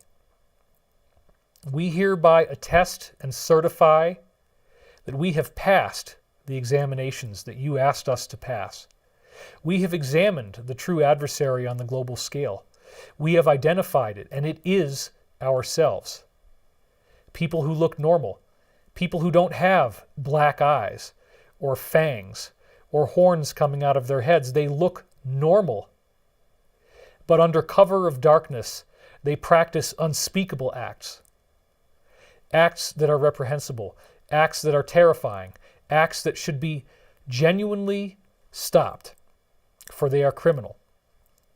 And we do not accept that these people have the right, the permission, or the authority to rule us by force, to shove us into re-education camps, to take our lives away from us, to reduce our numbers drastically by various poisons that they would seek to feed us or inject into us, or any of a number of other means of how things might happen or are happening.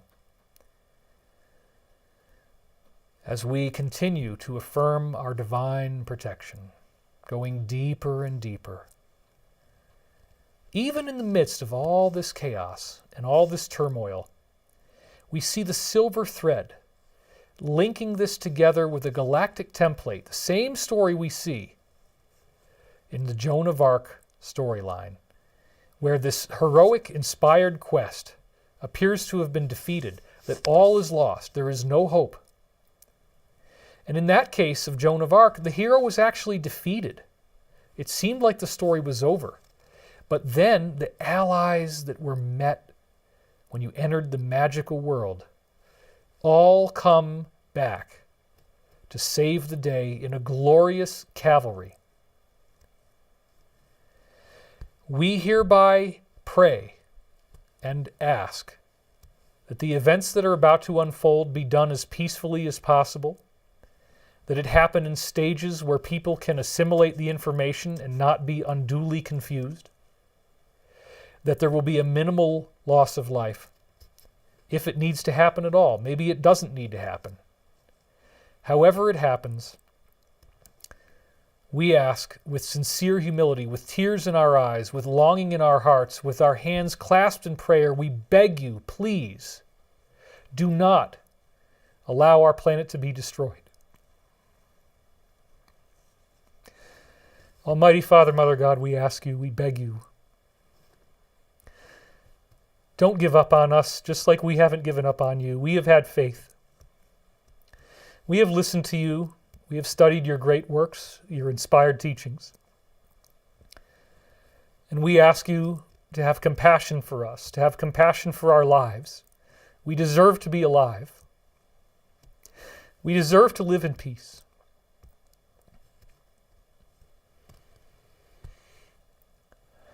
We affirm our protection. We affirm our trust in a goodness that supersedes flesh, that is not ruled by powers and principalities, but by the grand, true vision of unity and oneness, that all are worthy of love and respect, kindness and compassion. For where we go one, we go all. And so it is. All right, well, I'm crying now. I got tears in my eyes. Thank you for participating with me in this. I am not going to let you down. If my channel is not taken away, I will continue speaking to you when reasonable, as much as I can, try to keep you in the loop on what's going on. And don't forget to buy one of these, the ASU VX6R. And I will be speaking to you guys very soon. Sorry I lost it there. That probably damaged your meditation a little bit. I apologize. I'm David Wilcock. Elizabeth, you have any last words before we sign off here? We're keeping it on 3 hours. I would just say stay strong in the goodness of your heart and stay in the state of love, and don't allow these things to move you or make you too angry. So it's important that we have numbers of people that are still staying in the good heart. Yeah, and thank you for being here. Thank you, everybody. And this is David Wilcock and Elizabeth Wilcock, and we will see you next time. Please continue your prayers as the days go on. Even if I'm not doing more videos, please continue to have loving, peaceful thoughts for yourself and for others. Understand that these shadow influences will also be trying to destabilize your personal life, your relationships, to get you impatient, to get you angry, to get you fighting, to get you divorcing. I've heard lots and lots of crazy stories of what people are going through right now in their relationships. So please, it is just as important that we collectively treat each other well in our personal lives if we want to see this planetary emergency solved. Thank you for watching, and we'll see you soon, and let's hope for the best.